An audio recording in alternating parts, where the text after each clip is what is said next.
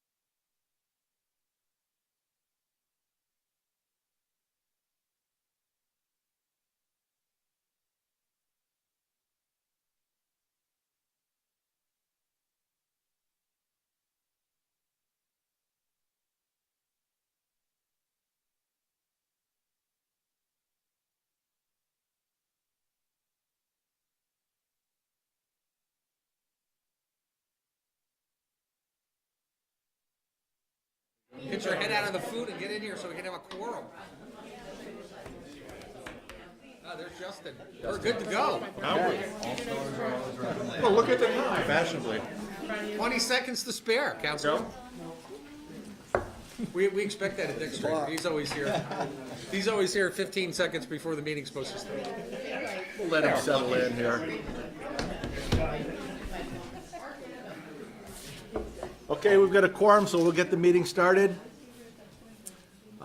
First item, changes to the agenda, and are we going to change Burlington? I think that Chapin is not coming, and some other staff are coming, so I think we do not need to move them up on the agenda. Okay, any other changes to the agenda? Well, I guess it would be nice to put them before Act 250. Yeah, So do you need okay, a so we're motion, gonna- Mr. Chair? What's that? You need a motion to change, amend the agenda? Yeah, we're gonna change move item 6 up in front of item 5, so Burlington can get out of here. I'll make that motion. Okay, is there a second? All those in favor? Aye. Okay, the change is approved. Public comment. It's an opportunity for anyone from the public to make comments to the board on anything not on tonight's agenda. Is there any public? Seeing none, move on. There's no consent agenda.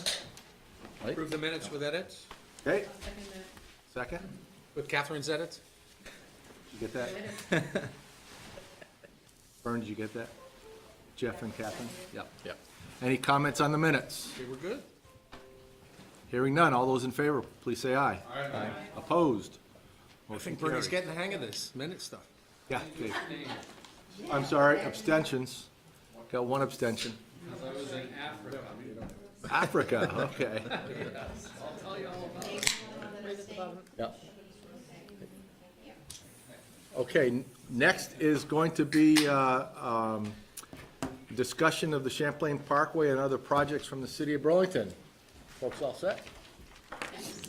Great. Chapin, you look different. Yes. No facial hair. No facial hair. A little more gray, I think. Why don't you introduce- So, introduce myself, Norm Baldwin. I'm the city engineer.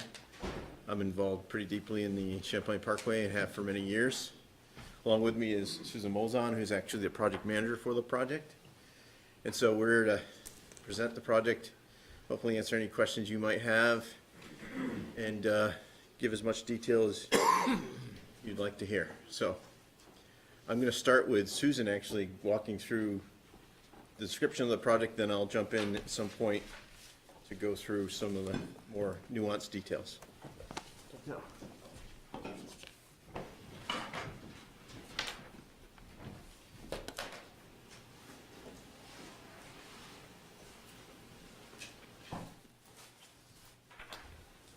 Great, thank you.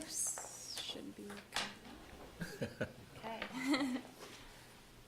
So Champlain Parkway project, we have Norm introduced our project team and some of our contact information.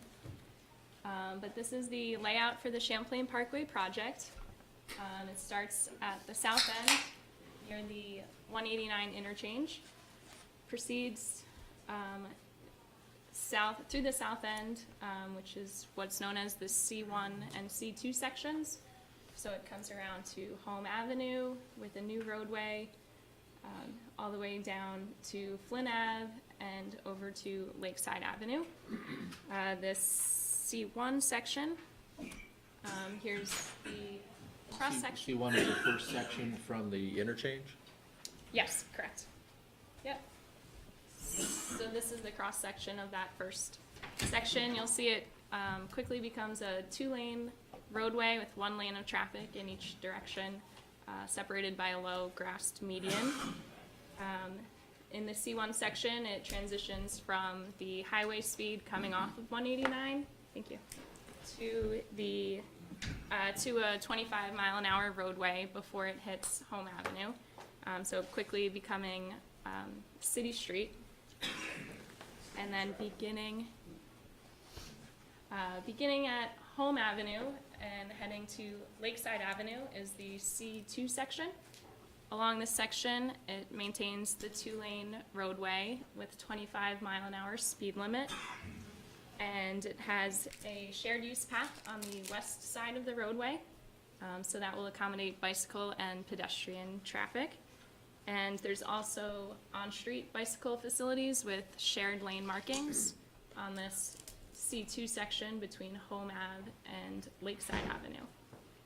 And along the roadway on this section, we'll also have new street trees and transitioning it into a city street.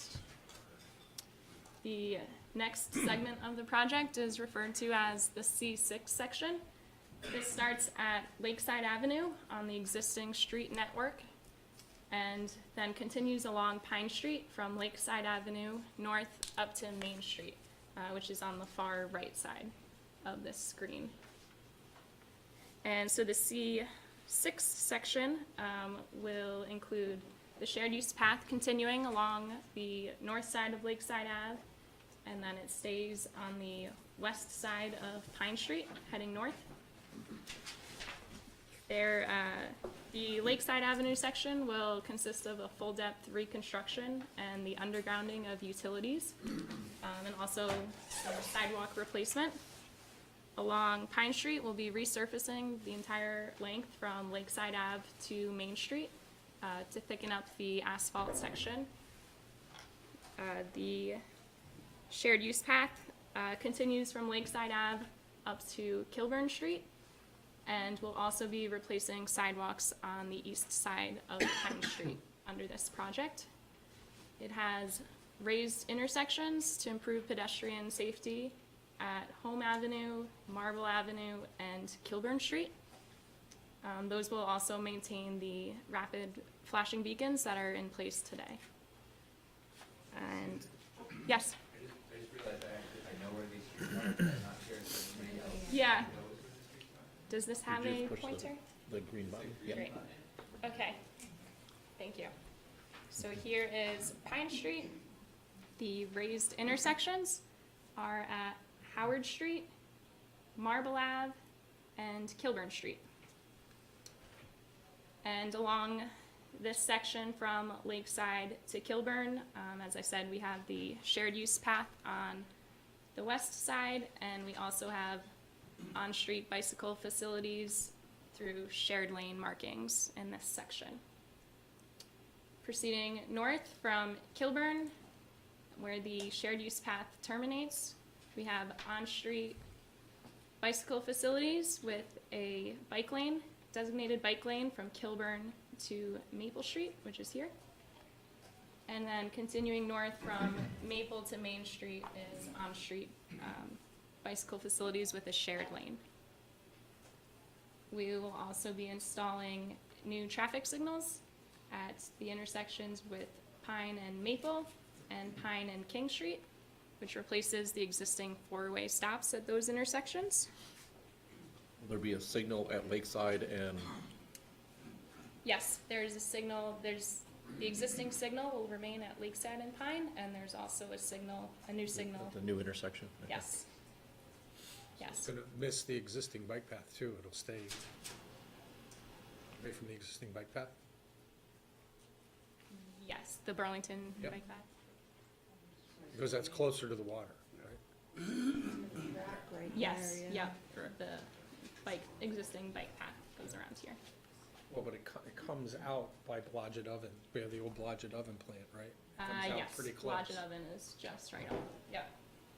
Yeah, so here's the railroad tracks and the railroad bridge with the bike path.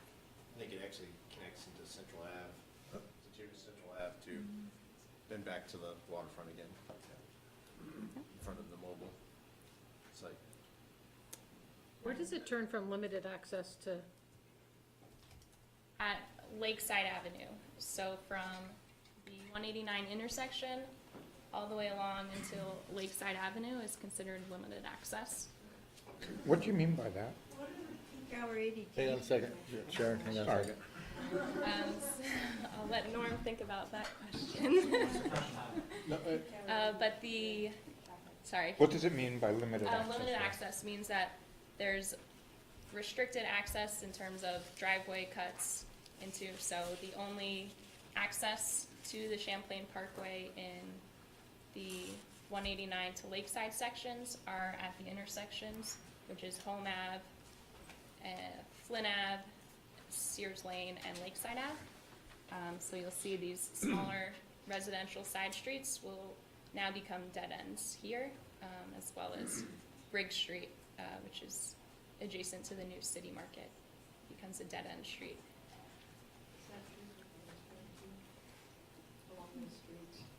Sharon, can you speak up so that? Yep, so the, Yeah, so I was just wondering if those are dead ends, or are there any pedestrian access across to get to the grocery store and stuff?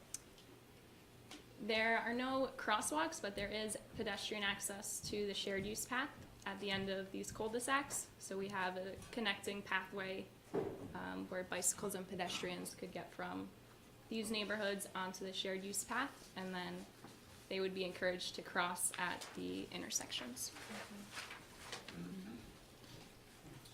I think I will. Can I ask a Yep, question? sure. Can you go back to the, first, the C1 section? Yes. So that is proposed to be 25-mile-an-hour speed limit, right? Yes, it transitions. It So it transitions? slows down from the highway speed incrementally, and by Right, the but time you we get have, to right about here is where it's 25 miles an hour.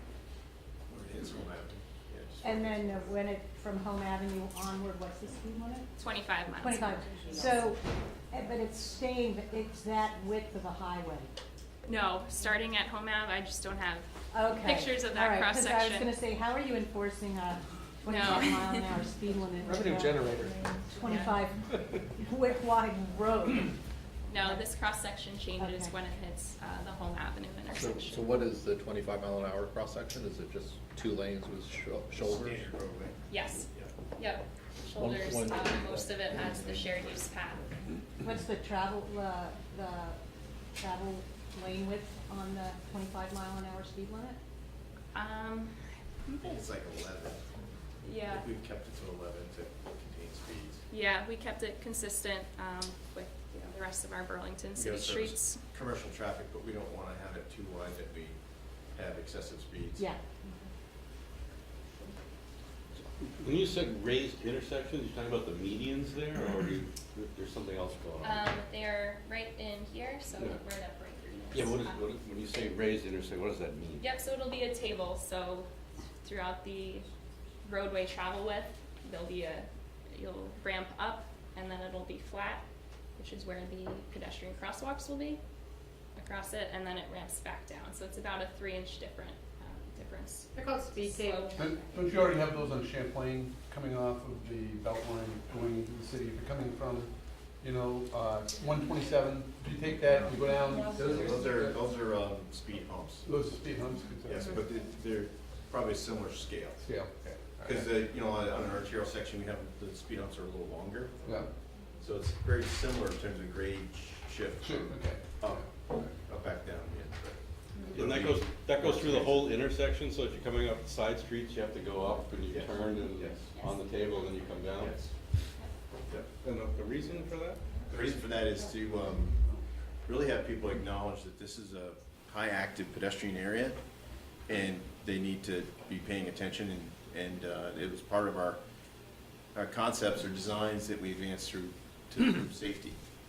Because what you see there is, in that area, there's a lot of activity from the Maltex building to the Speeder and Earl side, back and forth, and it's also where we have, of course, events and those sort of things. So with all the activity that's going on there and activation of properties, we thought it was necessary and important that we include elements that improve pedestrian safety.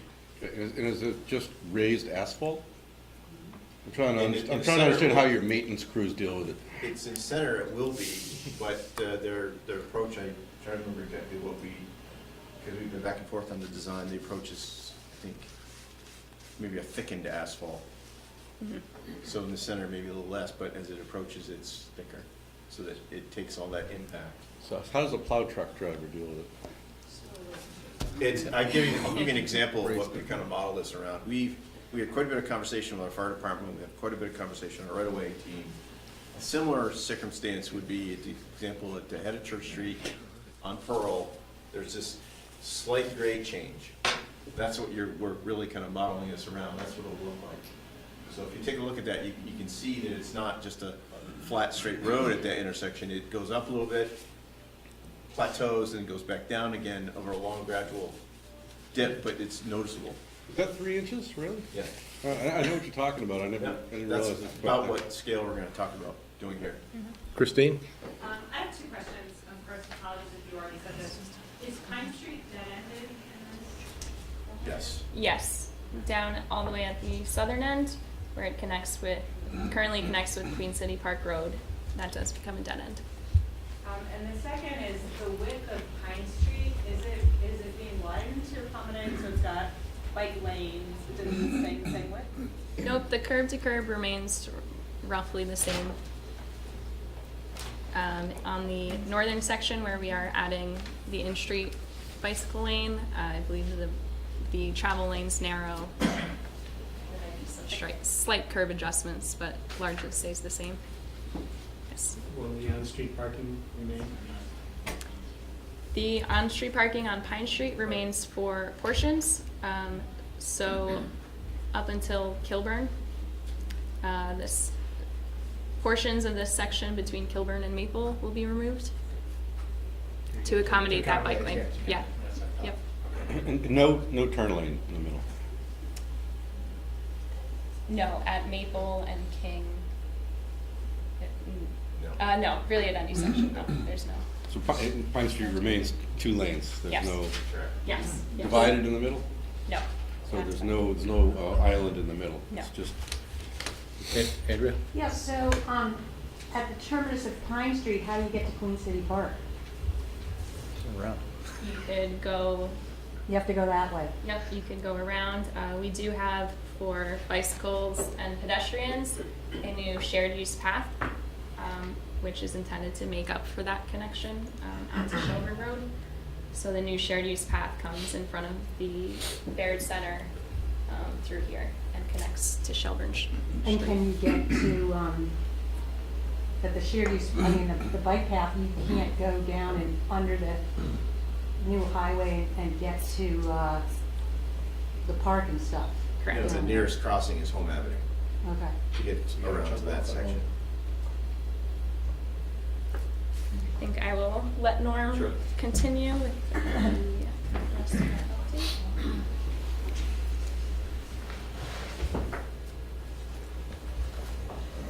Yeah, what's the schedule? I'm sorry, Ann, or Yeah, is so that you? I'll go through all that, yeah.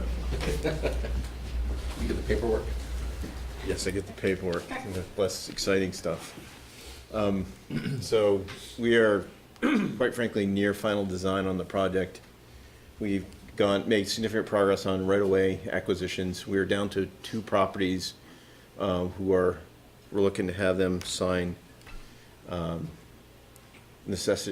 property rights agreements.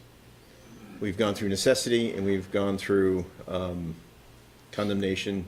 We have 2 properties, we have 2 appeals to the necessity process, of which the 2 parties are not even have any property interests in this project, but are appealing based on administrative process. So we are working through that with our legal team, but our effort there is made significant progress, more so than ever before. So we've had a lot of success there. Permits, there are a number of permits that are in play for this project that, of course, there's a NEPA reevaluation, there's the individual construction stormwater permit, there's the section 111 permit, there is some zoning permits, and then there's a cap. I think the cap is the soil management plan for this corridor. Of particular interest, that we've had to do significant amount of characterization of the soils along this corridor and how to manage those soils, and this is kind of we're the guinea pig, I think, for soil management as it relates to PAHs and other contaminants that the state has identified as a need to be managed. So with that, we really have a pretty solid sense of what the associated costs are. Obviously, there's been some conversation between V-Trans and the city in terms of whose liability that is to manage soils.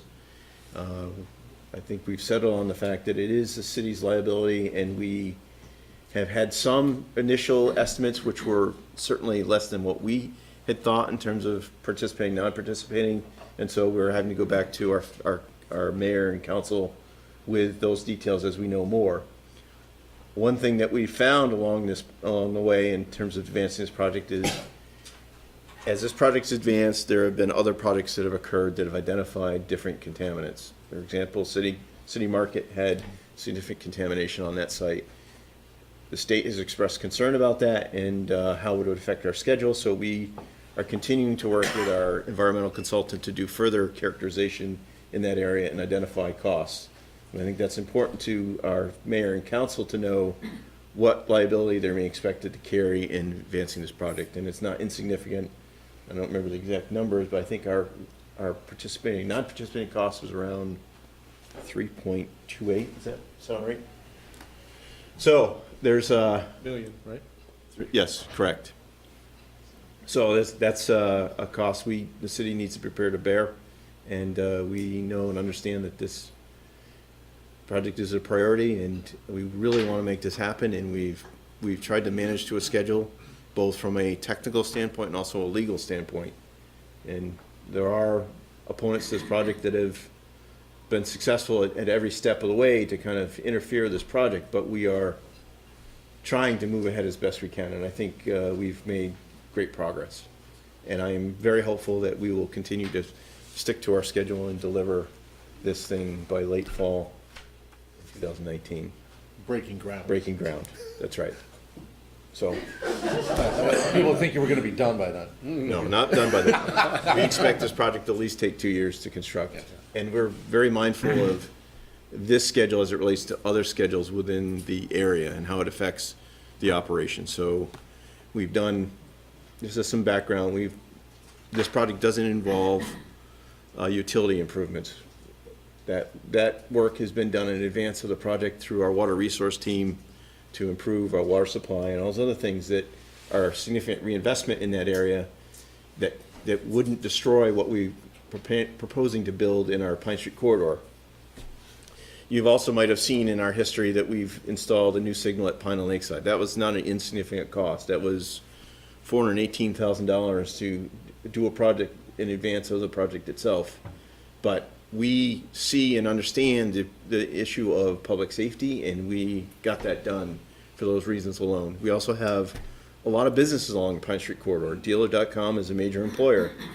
The state has been kind to us by providing us a grant to install these rapid flashing beacons a number of years ago. I think that has been a boom to how we improve pedestrian safety along that corridor, and it's kept that employer in that area. So you can see all the growth within that area and how we've attempted to respond to that. Both City Market, Petroglyphs is looking to redevelop at the former site of Barrett's Trucking in their salt sheds.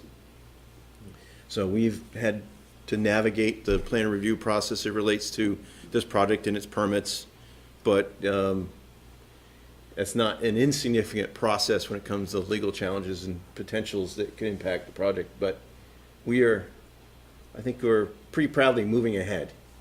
So I don't know if there's really, so one of the things that is relevant to here is obviously there's a significant cost that goes with the project that affects the CCRPC and other member communities that in terms of transportation priorities.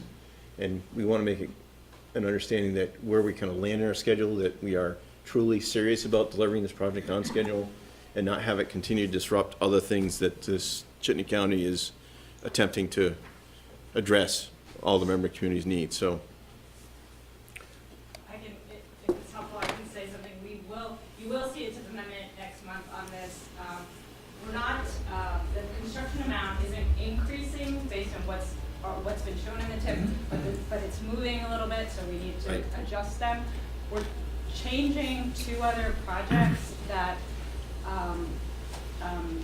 the Shelburne Street Roundabout and Exit 17, and those projects are matching the schedules that are shown. So it has no actual impact on the projects. A slight delay, just to It's a TAC and a board amendment in It's March. TAC and a board amendment. Okay, so Correct. then it's a TAC.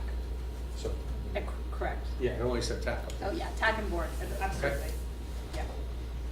So as you can see, we're really near the edge of final design. There are elements that need to be complete in order for V-Trans and Federal Highway to review that, specifically specifications and details that don't exist now, but our consultants are working diligently on. And if we prevail with all the legal challenges, and some of which those legal challenges don't affect our ability to go out to bid, we expect to be bidding in the spring, and construction will begin in late fall. And as you can see, really kind of a 2-year schedule for construction because it's not insignificant. I would note that we believe the sequencing of this work will be to do Pine Street first, C6, and then do the balance of the work in the subsequent year following, or following that sequence of work. There will be some overburden placed on certain areas where soil conditions require it to give it the settlement and what would be really required to have it long-term stable street sections. So that's the schedule. Is there any questions about the schedule? In terms of the construction, is there any point in time where you just shut down Pine Street so that you don't have to deal with traffic, or are you gonna maintain traffic throughout? So, we talked a little bit about this today, and my belief is that we won't completely shut down Pine Street because they're gonna be simply doing curb work and some minor utility work. And traffic will obviously be slowed because of the kind of the rubbernecking that occurs with construction projects, but Pine Street largely is a paving project with some signalization work. So, and curb work. So, Jeff? How bad is the condition of the pavement of the originally constructed extension off of the back end of 189? Or won't you know until you bid it out? I believe that probably the road is in good condition except for the asphalt surface, right? So that would have to be demoed and replaced. And the under part is built to the specs that we need? Yes, it's all been built already So by the the specs state. haven't changed in the last 20 years since it was done? Well, I'm sure there's minor changes that have occurred since then, but other than that, what's permanent is what we're gonna build. The only reason I ask is what are the chances we're gonna nasty cost surprise after somebody goes in to bid it? Well, I think the only nasty cost surprise we're gonna have is largely soils. And so we've tried to manage that cost by characterizing the soils, and that those costs have been project eligible, and I think they'll pay dividends in two ways. One, for the city to understand and know what their soil liability is, and the second piece of it is to not have contractors waiting to understand what the next steps are and affect the schedule. So. Andrea? Yeah, just not the schedule so much, but, is there anything innovative, or how are you addressing stormwater? Stormwater is, I can't really speak to a great deal about it, but only that a lot of that is being captured and retained within pond systems and improve water quality through those systems itself. And there's been some concern expressed by VTR about stormwater runoff entering into the rail right away. And what our consultants have shared with VTR and state of Vermont is that this project will improve the existing condition. Doesn't mean there aren't still continuing issues, but for other reasons, for other projects or other properties. But we think that this project will serve as a significant improvement. Were there other right-of-ways that were needed to do some of that detention pond work, or is it all happening within the right-of-way? A lot of that was acquired by the state prior to the city taking over acquisition of properties. A lot of the property rights that we took over were really kind of either temporary easements or some minor takings of property to be able to complete the work. And I think there was, how many properties were there? 20? In the beginning, there were about 50 properties. A long time ago. No, more recently. A year or two ago. So we've knocked it down to only 2 left, and they were just simply non-responsive and just not making themselves available to respond. But they're just really minor stuff, those last 2 properties. It's a silt fence or a construction limit fence and a driveway cut, maybe, a handful of feet into their property to make grade work. So those types of things, but it wasn't anything substantial or. Go ahead. Yeah, when that's, what are we, I know I should memorize the tip, but how much are we carrying? You mean you don't know it, Jeff? What are we carrying for this project in the tip? About 29 million. A little bit more than that, sorry. I think it's 95% share. Is what's in there. What's on the sheet. It's right around 25 million. And we still feel good about that as a cost estimate? In other words, what are the chances you're gonna be back in for another tip amendment Well, down the line? we are constantly trying to update our numbers and be as accurate as we can. And we are gonna go back again to our Cloth Harbor and Associates, our consultant, to revise and update the estimates. But they are constantly being updated and in real time, because we have this whole issue of soils and what our liabilities are. And, you know, and probably in the last 2 or 3 months, we really have worked closely with V-Trans about what our obligations are, what is participating, non-participating, and to start those conversations, we had those numbers updated, but never say we can't continue to revise and update as we go. And I'm sure we'll know right away if something material changes. Hopefully, nothing will materially change. I don't think a lot of that I design. said if, I did Yeah. say when. Although you may have interpreted it as when, because that wouldn't have been an unusual comment for somebody like me to make. Yeah, yeah. Okay. Anything else, or you? So, continuing on. So there's a project website that you can go to see all the details of the project and its history. So that's just all this slide is to kind of take a look. If you have questions, call us. And then our contact information, both Chapin, the director, and myself, and Susan. Chapin couldn't make it tonight. He has a commission meeting started at 6:30, so it just didn't give it justice for him to try to do that and be here. So Susan and I offered to cover and represent him here in this board. So, and then there's. We still miss him. Yes, of course. So I don't know if you're interested in all the other questions. I think there were some questions about great streets. Can I interrupt and go back a Sure. second? On the Champlain Parkway, is there any discussion or plans, or maybe it's in the future, of cutting from Pine Street over to Battery Street through the rail yard? Well, the Champlain Park, that is not part of the Champlain Park. No, I understand that, but is there? So, sorry, the background noise was Eleni gasping. I have that. Because she's been, I don't know anything about anything besides the parkway.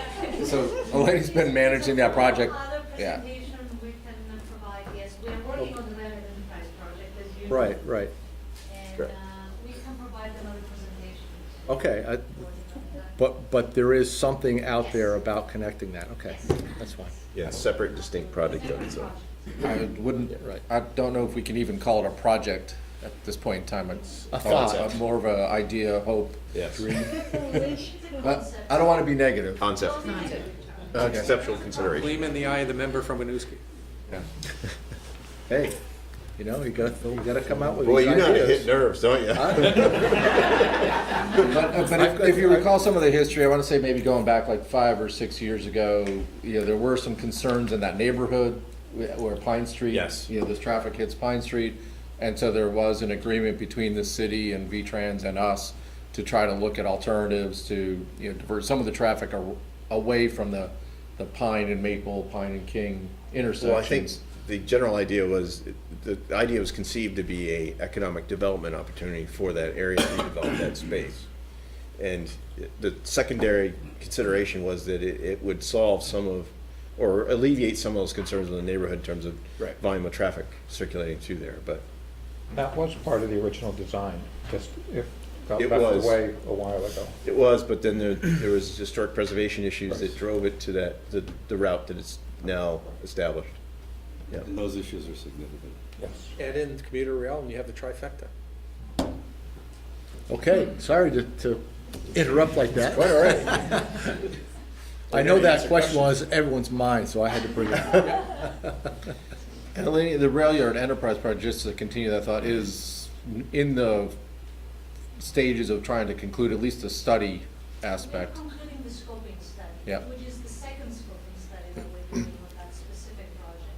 And we are waiting for some negotiations between V-Trans and the city to see if we're gonna return back to the NEPA process or move forward with just local and state funding. So this was the focus of our second scoping effort. So, yeah, so we're gonna just try to just finish that, and so it can become a project. Right now, it's just scoping. Yeah. Thanks. So, and yeah, Norm was about to say, so I asked him, I knew there were other things going on in the transportation realm in Oh, the, yeah. in the city, and asked for like, what, a little update on Great Streets. Yeah, so the city is, the mayor has a very aggressive schedule or he's aggressive in his improvements to the city and in general aesthetic of the city. One of those, of course, is the Great Streets concept. Great Streets, there is a overall kind of trying to create a flavor of, consistent flavor of how we redevelop streets and how we improve the quality of our streets in addressing balancing a number of issues, whether it be pedestrian improvements, supporting different modes of transportation, including cycling, stormwater and water quality improvements, improving our treescape, our landscape, all these things. And so it's monumental in its change of how we look and develop streets. And one street that's actually underway that you've seen the kind of torn up mess, but is making significant progress is St. Paul Street between Main Street and Maple Street. That project is actually underground in utilities. It's done significant work to improve the utilities prior to doing all these above ground improvements, but it's adjacent to Champlain College's project. And all these investments really hope to drive greater social interaction, better quality of life within those areas, and improve business opportunities for adjacent property owners. So I think it's a great thing. It's obviously stepping up our game in terms of how we invest and reinvest in streets, but we think this is the direction we need to go. This is the first of many streets.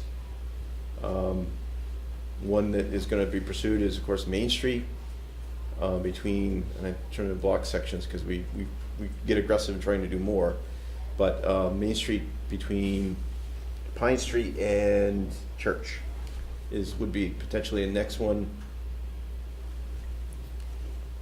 And then we are also working on design around the Burlington Town Center or Burlington City Place, redevelopment and design of Bank Street and Cherry Street. And we're at 75% design for those two blocks, and we're kind of on somewhat of a hold so we understand and sort out where the development project's going. But those are two great projects. One thing I would note also is that Bank Street is designed to be at grade street, not a curb street, and will allow more social interaction within that block section, which is a little different than many streets that we've had. Just to clarify that, you mean there's no curb? No You curb. Just go straight to the building? Straight go to the building, yep. Open, like a plaza, but there's things that provide the right protection for pedestrians in those walking areas, whether it be raised beds for trees or bollards and those sort of things, or broken lines of opportunity to separate cars from pedestrians. It's not unique to the world, but unique to us.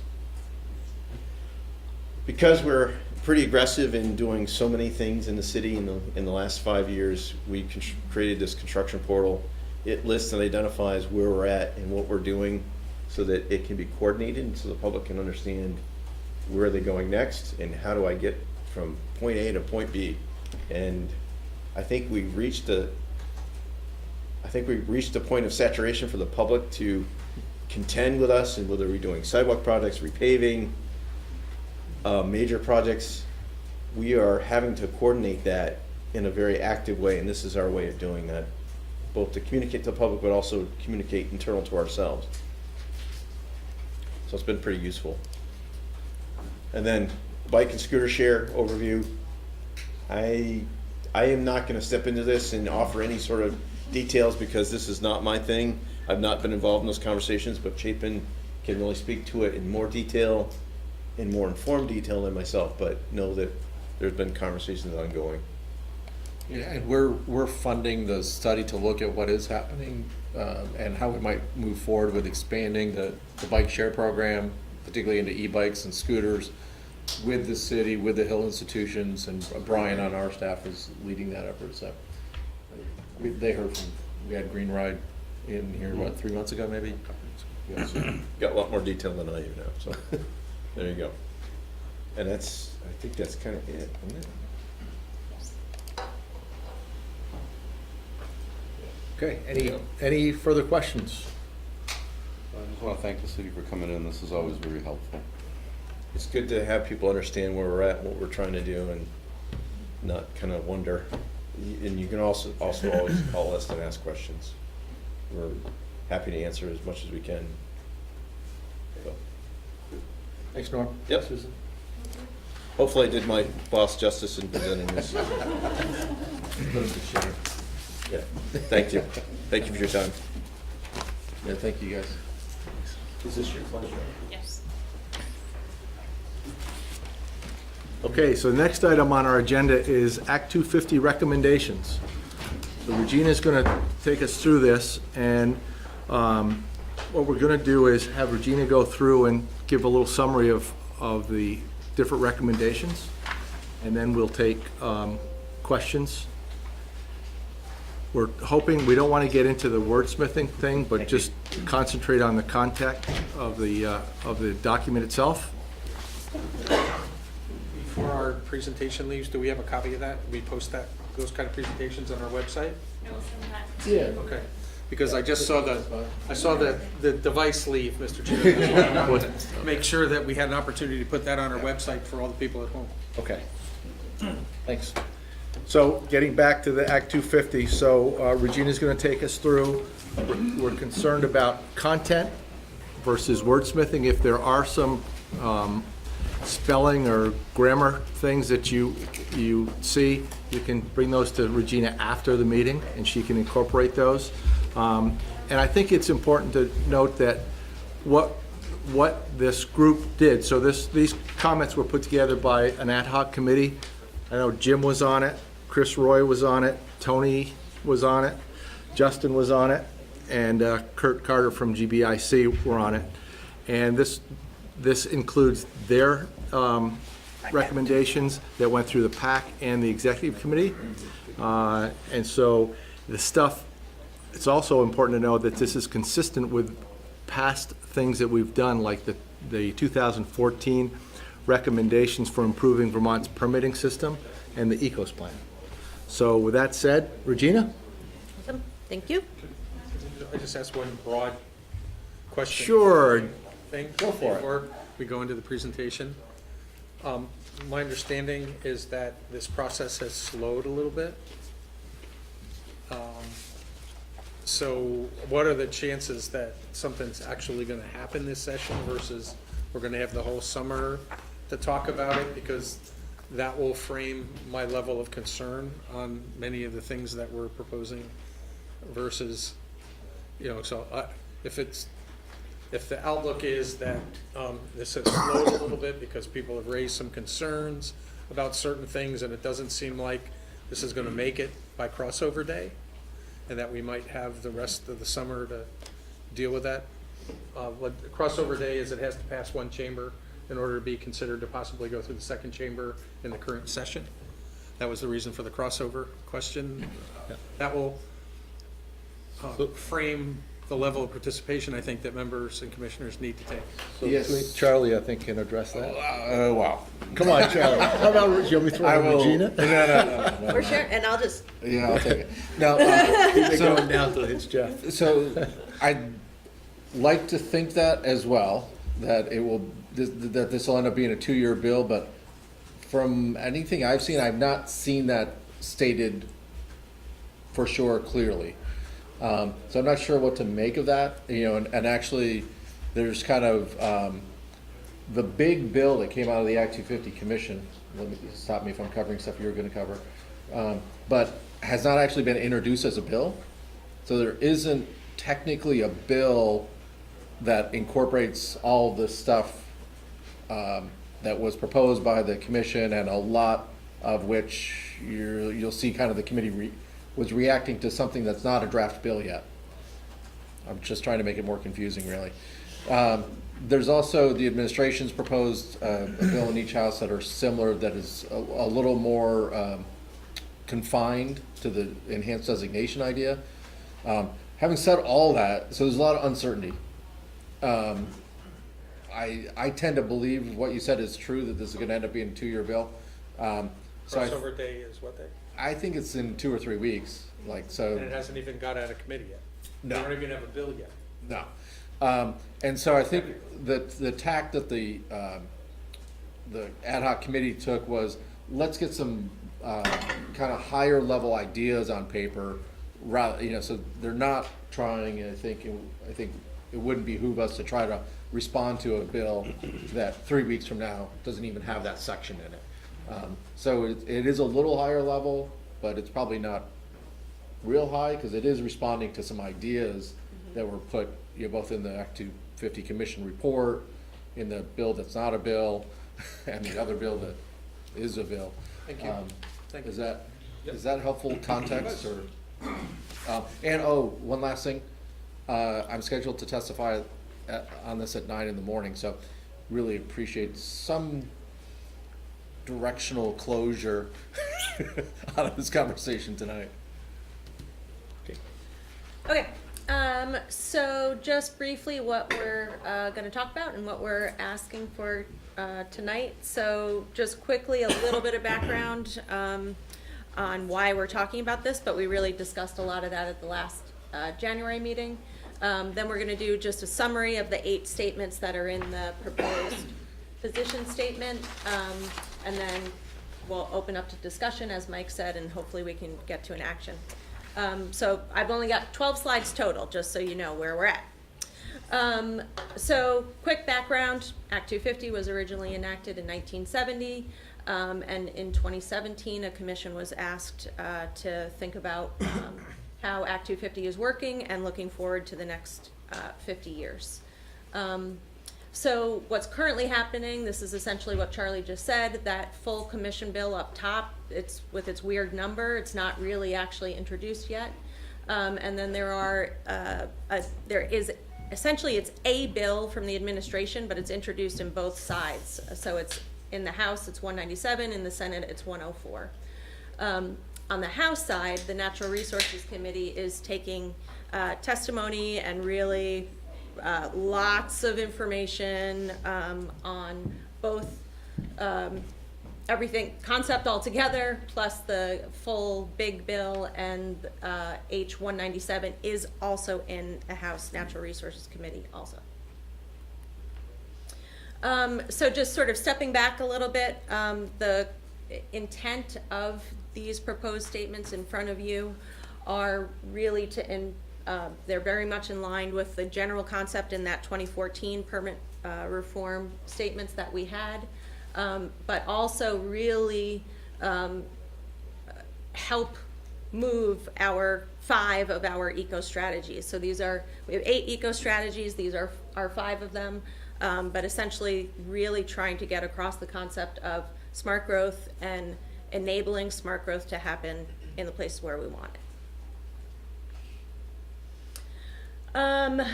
Other things that the Act 250 committee really wanted to sort of focus on is really the system as a whole, and just really trying to make it more effective and efficient. As Mike said, the Act 250 committee had 2 meetings to develop these. Executive committee reviewed this on the 6th, and the PAC reviewed it on the 13th. So their comments are incorporated in what you folks have in your packet. So, the summary of the position statements. So the first one, again, is really just trying to reiterate effective and efficient, predictable review process. What's underlying in here a little bit is really trying to get at better integration between the local and state levels. So it uses the phrase, put the right review in the most appropriate hands. In other words, not every hand. Municipalities, A&R, and Act 250 have to review the exact same thing 3 times over. Regina, sorry, do you want us to ask questions on each one, or just wait? Let's wait. Yeah. The second concept is the second position statement is really supporting the concept that Act 250 would be not exist. Essentially, you wouldn't go to Act 250 in areas where we want to see growth happen. Defer to local review, is that what we're saying? let's get to that afterwards. Yeah. Okay, so get you to don't it even want afterwards. clarifying questions, okay. We want to get through this. Is this a junta or a temporary? Okay. Keep Jeff down. Yeah. So essentially, the bills that are on the table right now do this in an enhanced designation concept. We'll go into that a little bit more detail, but there are some challenges with that. And just to give you a little bit of a quick background about, so you can sort of think about this enhanced designation concept a little bit better. Currently, there are 5 state designations. The 3 on the top are the core designations, meaning you have to have one of those. Well, not anybody has to have these, but if you're trying to go down this system and take advantage of some of the state benefits, the base designations are the top 3. The bottom 2 are add-on designations, so they basically sort of sit on top of those original designations geographically, and expand a little bit. The enhanced designation in the proposed bill is now a 6th designation that a municipality would have to go back to the Downtown Review Board, get approval, and it would geographically not get any bigger than these are on the ground right now. To just show you quickly, this map, in the purple on this map, are our current state designations in the county. It's 0.6% of the land area in the county. So this enhanced designation concept, where Act 250 review would not happen in these areas, is limited to those purple areas on the map. Only if the town jumped Yeah. the hurdles to get that enhanced designation. Yep. This map is also sort of transitioning to position statement number 3, which really is talking about critical resource areas. Now, in the 2 separate bills that are out there, this concept is defined in 2 different ways. In the big commissions bill, they use the phrase critical resource areas, and it includes these specific resources: river corridor, wetlands, elevation over 2,000 feet, and soils that have steep slopes over 15% and shallow depth. And the concept is that if you're in these green areas, you're definitely going to go to Act 250 regardless of the type of project. Our position statements so far say generally we are in favor of this concept. That would be residential or commercial. Oh, no. We're going to come back to it. Position statement number 4. This is about really a little bit more specific to the process itself of going through Act 250. Right now, it gets to be a very technical process very quick. You've got to get your plans to an engineered state early on, and then if there is any design changes or suggestions of movement at the Act 250 level, you've got to go sort of all the way back and get those expensive engineering plans redone. So the thought here is to sort of rethink that a little bit. Number 5 is a general concept that we should really be thinking about. A lot of the effort and engagement, citizen engagement, that goes into mapping at the local and regional level. And if we go into a place where we are mapping either places that should be protected and go to Act 250, and places that are designated for growth and maybe Act 250 doesn't happen there, we really should be thinking and relying on the level of effort that has gone into the local and regional plan maps. That should not just come down from the state level. Position statement number 6. There are some new concepts in the proposed bill, greenhouse gas emissions being one of them. And the concept here is to just, for the new concepts, take a little bit of a step back, think more thoroughly about how those are going to play out before incorporating them into statute. Number 7 is really think about phasing in this concept. So just really quickly back to this map. In the big bill, the commission's bill, it's pretty unclear what happens in the white areas on this map. It could very well be that everything goes to Act 250 that's in the white areas on this map. In the administration's bill, it's potentially that we would follow the paradigm that we're under right now for the white areas, but super unclear, essentially. So the idea here behind number 7 is if we're going to expand Act 250 jurisdiction, there should be some time allowed for the municipalities to get that, if it's an enhanced designation or whatever it might be, allow the municipalities to define those areas for growth first before Act 250 sort of expands more broadly throughout, just so that we're not in a place where we've kind of halted development in full for a period of time. And then number 8, this, where our position statement has landed, is to keep with the current system, which has local and state appeals going to the same body. There is, the proposal is to go back to the Environmental Review Board, and there's lots of pros for that as well, but this is where the position statement has landed at this stage.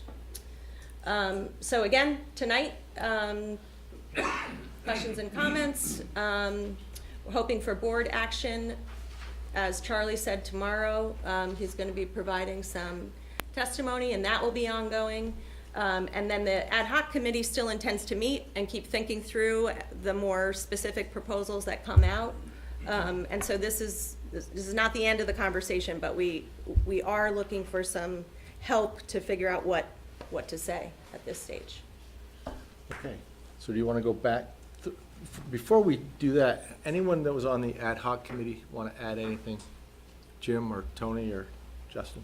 Sure, I mean, I think it's a great summary.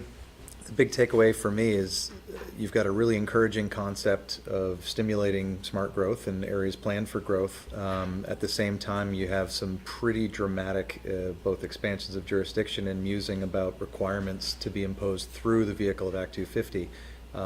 You know, notably, originally it started out as all new buildings will be net zero. That wouldn't possibly stifle economic development or affordable housing production. That's been tempered slightly to use the best available energy efficiency technologies across the board. The best, not the most cost-effective, reasonable, practical, the best. So I think there's a disconnect in some of the drafters' understanding of the realities of land use and development that hopefully will get, you know, honed into something more practical that offers the benefits we see on the jurisdictional changes for designated areas, while accomplishing some important goals for resource conservation. I mean, fragmentation is a real issue. Dealing with the indirect and cumulative impacts of sprawl is the flip side of the coin.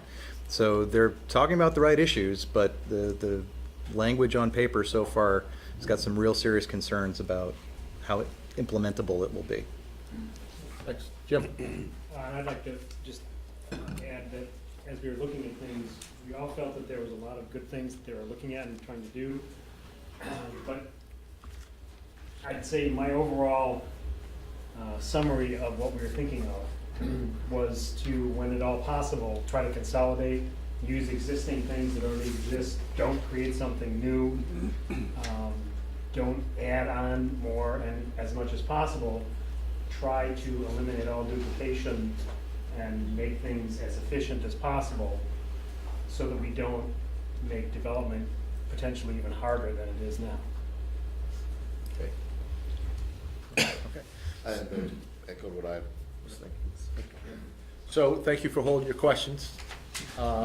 Regina, I think, is going to go through point by point and ask any questions and I just had comments. one clarifying overview type of question. Outside of the purple areas, we're not talking about overriding local development review, right? What do you mean by that? Well, there would, the local planning commissions or development review boards would have input on development in their communities outside of the purple areas. okay? So there's nothing, I mean, well, purple, you establish, the community's established Yeah. the approach. So there wouldn't be any Act 250 Yeah, there, okay. but there still would be, make sure it's up to design standards and things like that, even if they're in the purple area, right? Yeah, so under the administration's bill, that's where there's more detail about what's involved with getting this enhanced designation.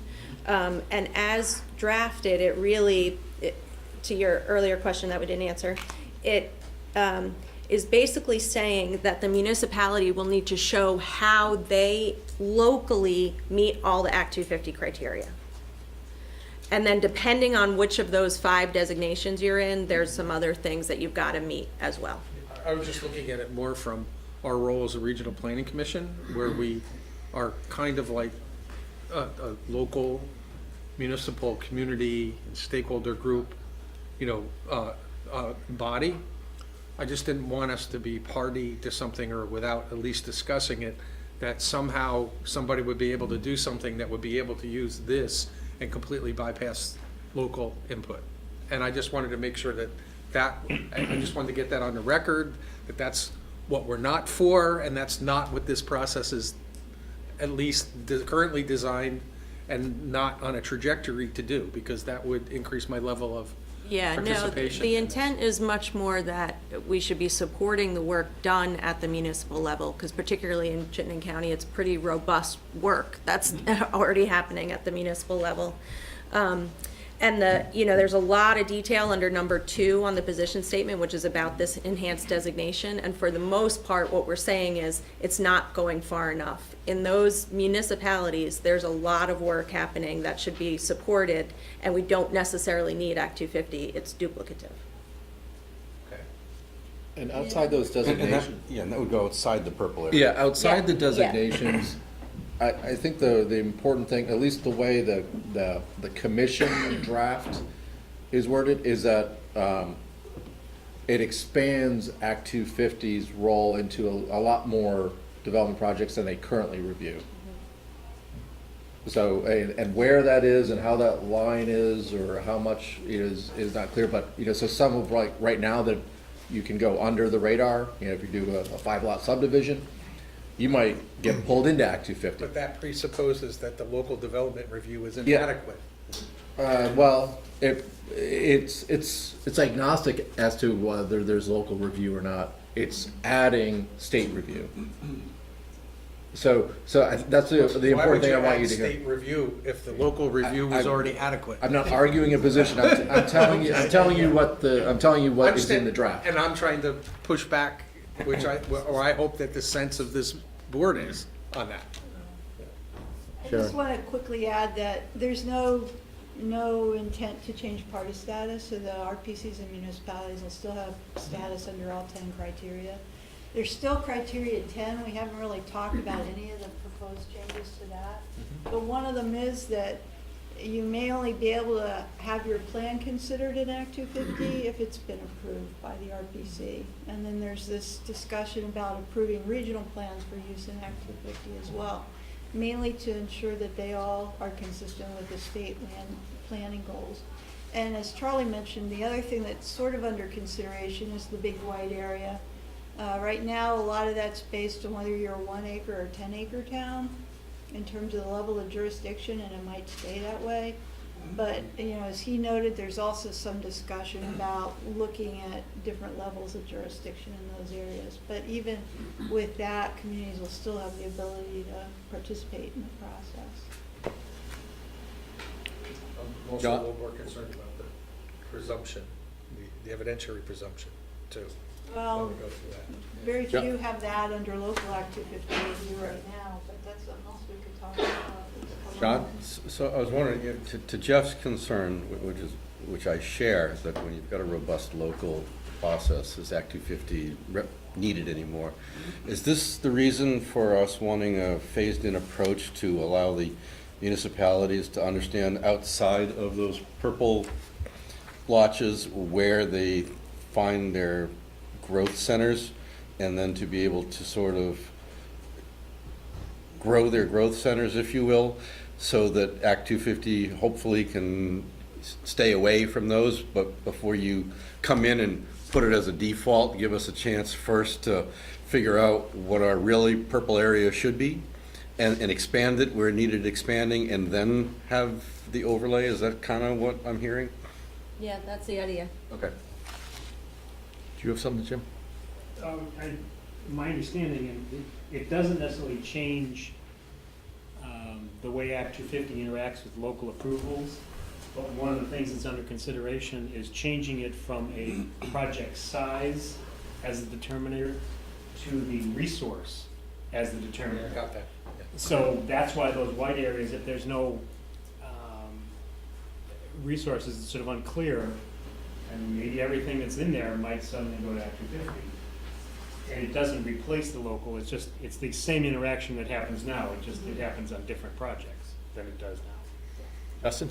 I just wanted to, I think, clarify a point that Regina mentioned, but I think is pretty essential to whether this in total represents any movement in the right direction. You know, however you might feel about adding Act 250 jurisdiction in critical resource areas, there's a sort of a separate discussion of, does what you do in the areas planned for growth have a meaningful benefit, and is it adopted by towns? Some of the language that we saw talked about the local zoning shall ensure compliance with the Act 250 criteria, which is a shorthand way of saying you will touch all the bases of Act 250 through your local zoning, which is not relief from Act 250. It's a mirroring of Act 250 at the local level, and it's unclear how precedent-setting decisions by the Act 250 process would then have to filter down to ensure that the towns are ensuring compliance. So we really tried to hammer that in one of the sub-bullets of recommendation 2, that is sort of a poison pill in our view. I mean, that's a waiver without a benefit. It's you don't have to go to the Act 250 District Commission, do it all during your DRB process. So that's, if I had to put a bold underline, highlight on something, that would be it. Dustin? Thank you, Mike. Kind of what Justin said, I cringe to subject local DRBs to evaluating the Queechee tests. It doesn't seem appropriate. And also, John's point of allowing communities to evaluate the size and the regulations behind their own purple section, that's certainly a concern of ours. I have a couple questions about point number 8, if you can page up a little bit. So, by same body, do you mean same as they are today, or same singular entity? So, currently, appeals, and correct me if I'm getting this wrong, but both appeals of a local permit and an Act 250 permit are going to the same body. And an Environmental A&R court. permit. Yeah, and A&R. So is this a statement? Is this a statement? The way number 8 reads, it just says permits to one entity. It doesn't say to environmental court. Yeah. Follow-up question, is this a statement on, and maybe I'm interpreting it wrong, the RPC promoting de novo review across the board? Well, I don't think so. I don't think the We committee It's- intended that. We Yeah, had it's some really- discussions about the de novo review, and this is separate. This is a question of where it goes, not how it's treated. Thank you. Yeah, Right, yeah. right. And the issue where was that if they start, as suggested, going to different things, an appeal at the local level could come up with this answer, and if they appeal the same thing to this, it could come up with a different answer. So by saying it's singular entity, thank you. Yeah, Yeah. yeah. Anything else on number 8? We're not making a value judgment about whether it goes to the environmental court or the Not the way this is worded right now, board, appeal Right. board, or something like that. or a new. Okay, or something new, oranges, whatever they call it, yeah. Peaches. So on number 8, Yeah. Catherine? I was going to say, I mean, obviously, since there is question over the same body, I mean, maybe the word should be entity then. It is in the actual, this is just ignore my words. In your packet, you have. Regina did like it. Real brief It summary. says entity, and the actual statements are in your packet. Yeah, I read that and I thought that's what I thought, but I thought, well, that's different, so. Yeah. Anything else on number 8? People generally good with the content of that bullet? Okay, As in your packet. as in your, yeah, not there in your packet. I want to thank the ad hoc committee. I thought they did an admirable job with not a lot of time and not a lot of actual language to work with. I would like to thank the PAC also, because I think that the draft changed considerably. See, the executive committee and the PAC had it done. We're gonna go back. Okay, so now we're gonna go back through number 7. Work our way back. Backwards, we're gonna go backwards since it's fresh in everyone's mind.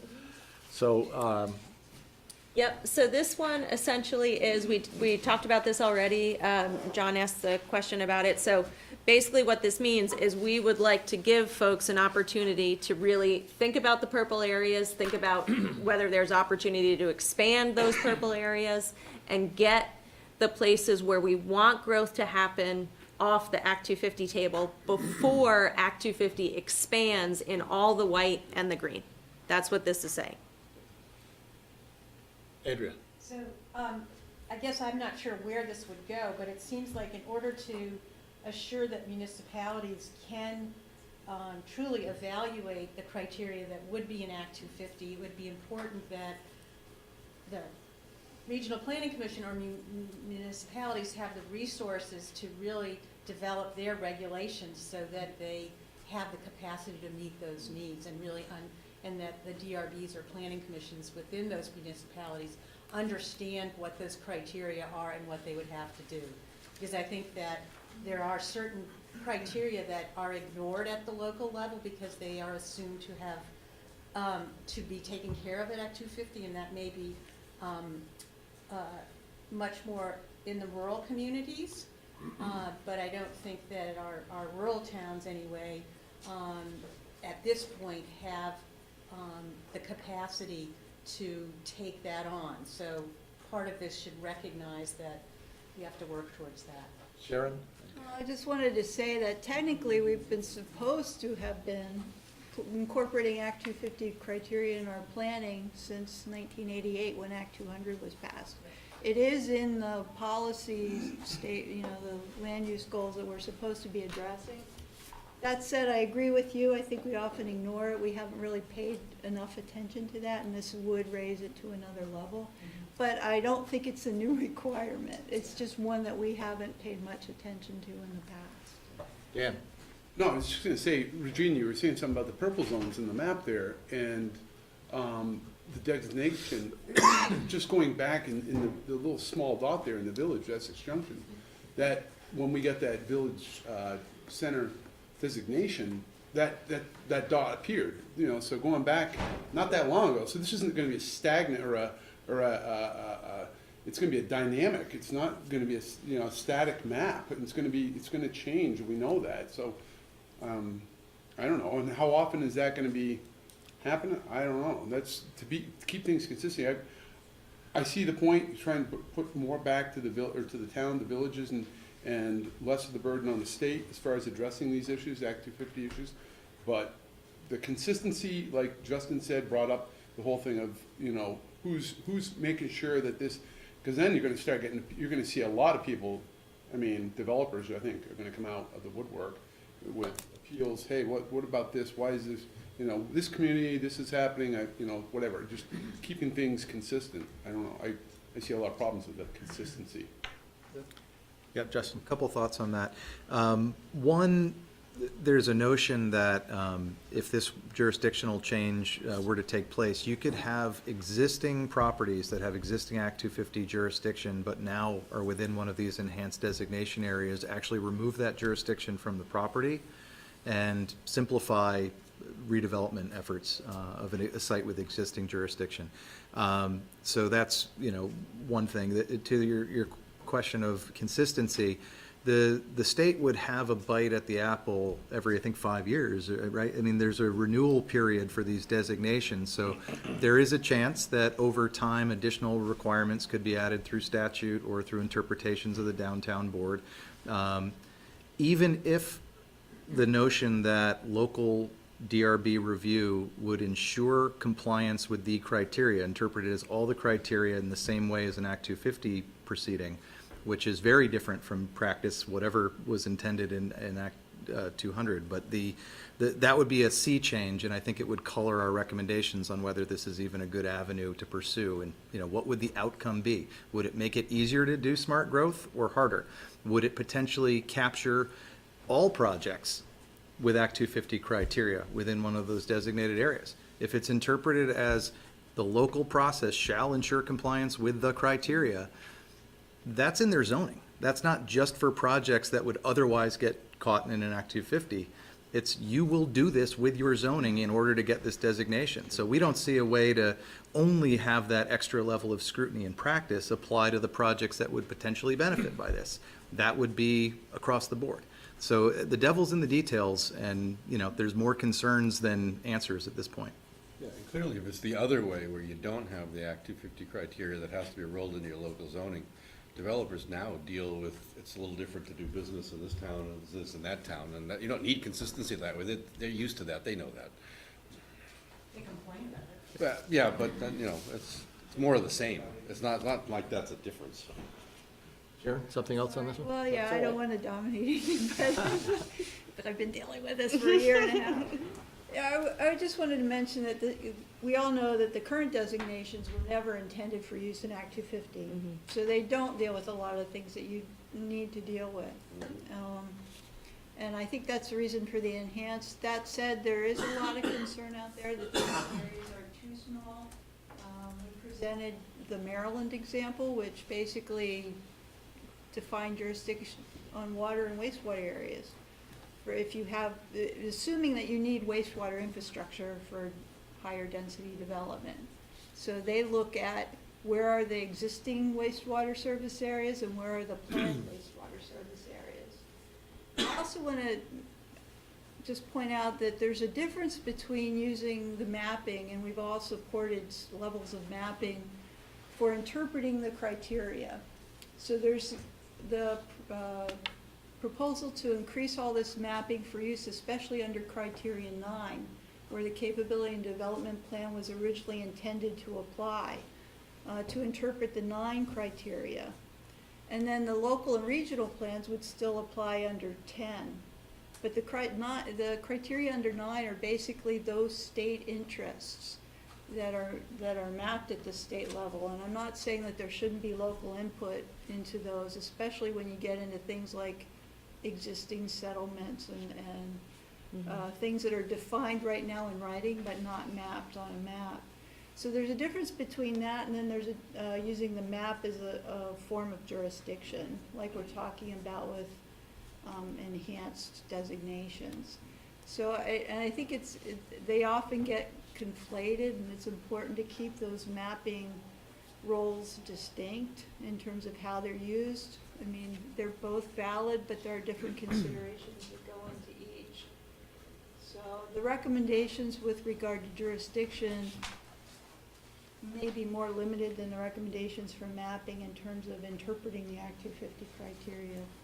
That said, I think there is a lot of support for having some kind of vetting at the local and regional level, even if it's done at the state. But I know VPA has talked about recommending that they use a similar process they use for enhanced energy planning.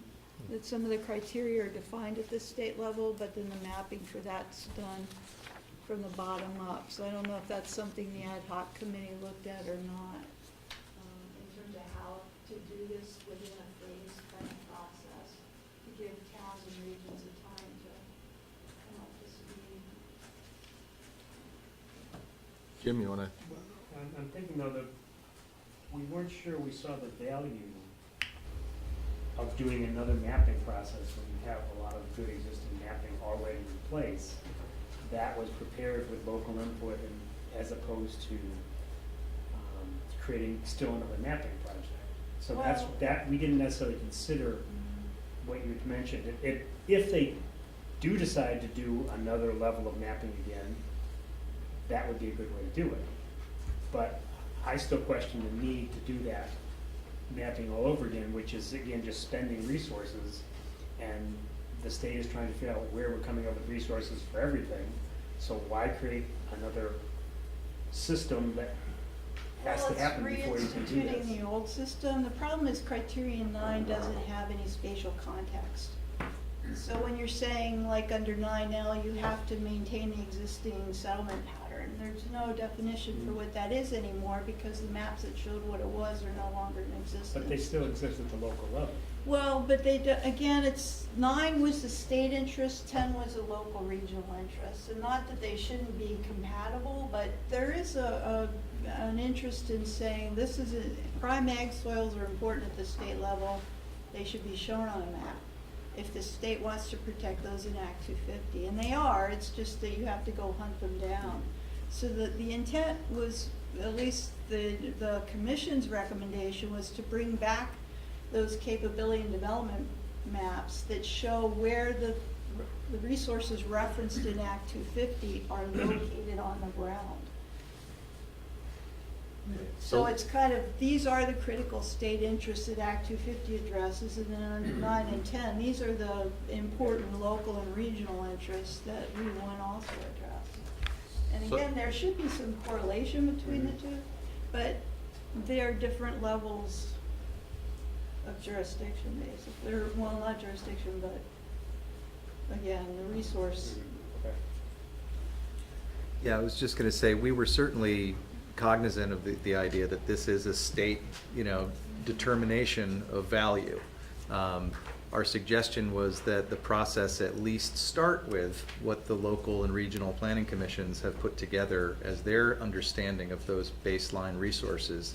And if the state wants to move the lines or add new considerations, that's great, but at least then the process would identify that divergence between the local and regional planning and the state interest as defined in this process. So let me go back to number 7. We've had a lot of discussion. It's kind of, I think, folded over into a couple other points, but on number 7, is everyone okay with that content? With the phased approach. The phased approach? Okay. How about 6? So 6 is the general concept about, there are some new ideas in the bill, greenhouse gas emissions included, and the idea is to just hold on some of those and work out further details before adopting those concepts. So no discussion on that one, I'm sure. I can speak for the committee. We sort of reiterated a comment from the 2014 sort of broad permit reform recommendations that state energy policy should apply to all new buildings, period, and stop. I mean, the geographic skewing of whether it only kicks in under Act 250 provides a perverse incentive to try to dodge Act 250. That thinking hasn't changed. Any other comments? Then is everyone okay with the content of number 6? Okay, moving right along, number 5. So this is the one that we just talked about. So as drafted, it doesn't get to the specific distinction that Sharon was just talking about, but it does pretty broadly explain that there should be some reliance on mapping at the local and regional level, both to define jurisdiction and also define the growth areas. Could you shift your numbers back? Oh, yeah, sorry.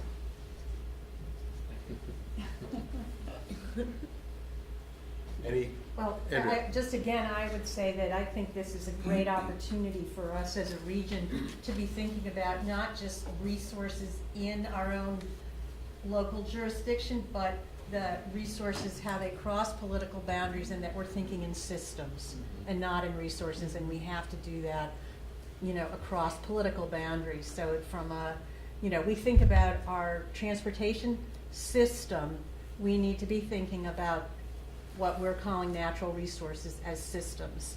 And if we can really strengthen our ability at the regional level to do that, incorporating what we know in each of our local areas, but to think about it greater, I think that would be something I would really like us to see emphasized as kind of part of this process. I think you said that better than I did, yeah. That's kind of what I was trying to get to, too. Yeah. Other comments? The only thing I'll add to that is I think we did try to do that when we were doing the energy planning. Like we were looking at those resources, really, at least for the state identified ones without respect to local boundaries. There were then municipal identified ones that obviously were specific, but. Could I ask, what do people think about the energy planning process and the mapping? I mean, there were admittedly some bumps and grinds with that, but in terms of a similar process for use in Act 250 mapping. Is that something that would be reasonable? So in that case, we got some direction from the state, but the maps were developed from the bottom up. Thoughts? Is everyone getting tired of the discussion here? I just know that that effort was, being on that committee at the RPC, that mapping effort was a tremendous lift by staff. Right. Incorporating the various sources and then agreeing on all the colors, and so I would just caution against, be advised, know what you're getting into if you're gonna go down that path.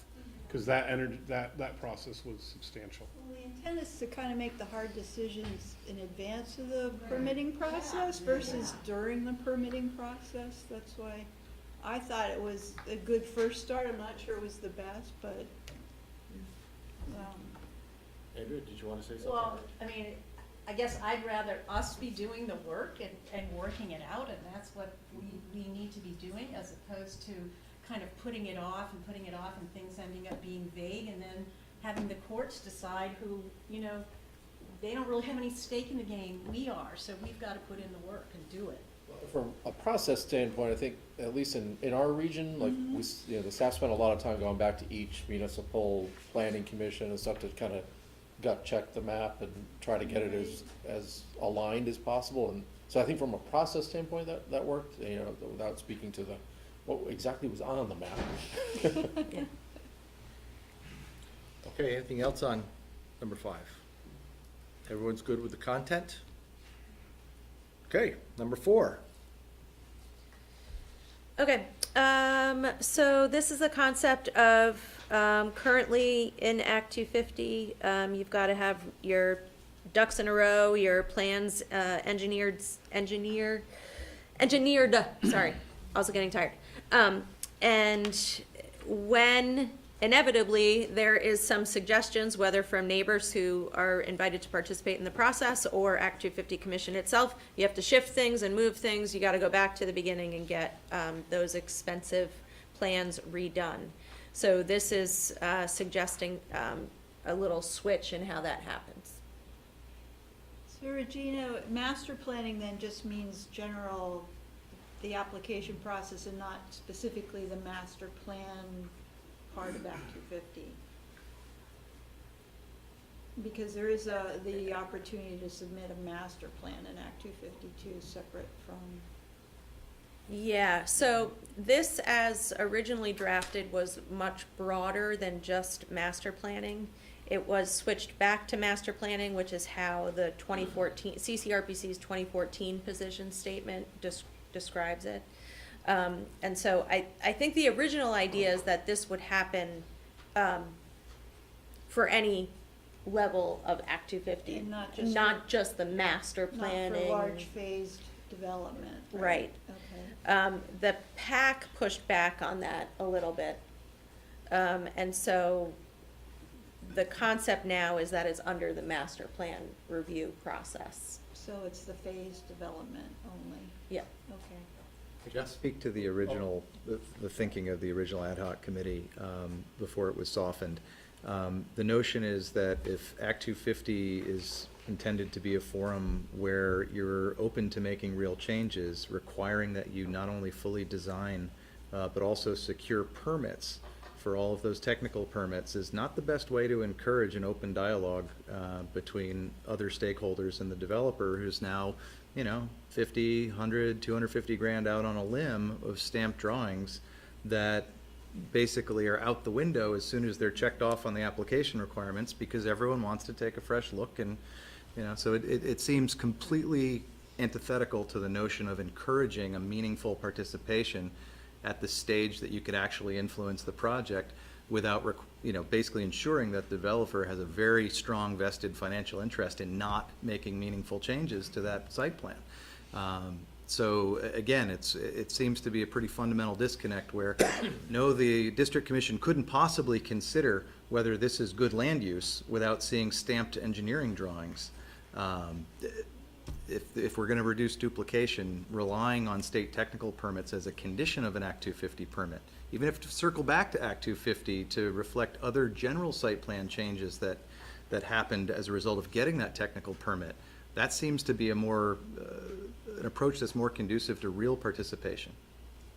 Do you want to make that as a specific recommendation We- that's come up in other? We went that route and then backed off. I would like to know the reason for backing off. What's the reason for backing I don't off know. on that?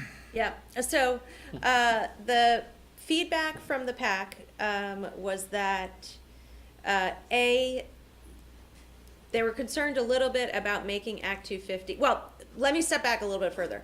The, PAC felt the real solution to this is better coordination between the local and state levels. Like, if we could really create a better solution, that's what we would be doing. So you wouldn't be going through, an intense level of engineered review at both levels, really, and getting different feedback and then getting ping-ponged back and forth between the two. So that would be the ideal situation, but we didn't get to a place of figuring out how to work that in. But the concerns, I think, were about making Act 250 a sort of a complicated two-phase process, if that's how it would essentially work out, where you just sort of have an okay on the land use level, almost like a preliminary review, and then a final review. And then the other concept was just that they feel like at the local level, you need that kind of level of detail in order to be able to approve a plan effectively, and they felt like Act 250 probably needs that same kind of confidence. Justin? So in the local parlance, is this akin to sketch plan? Yeah.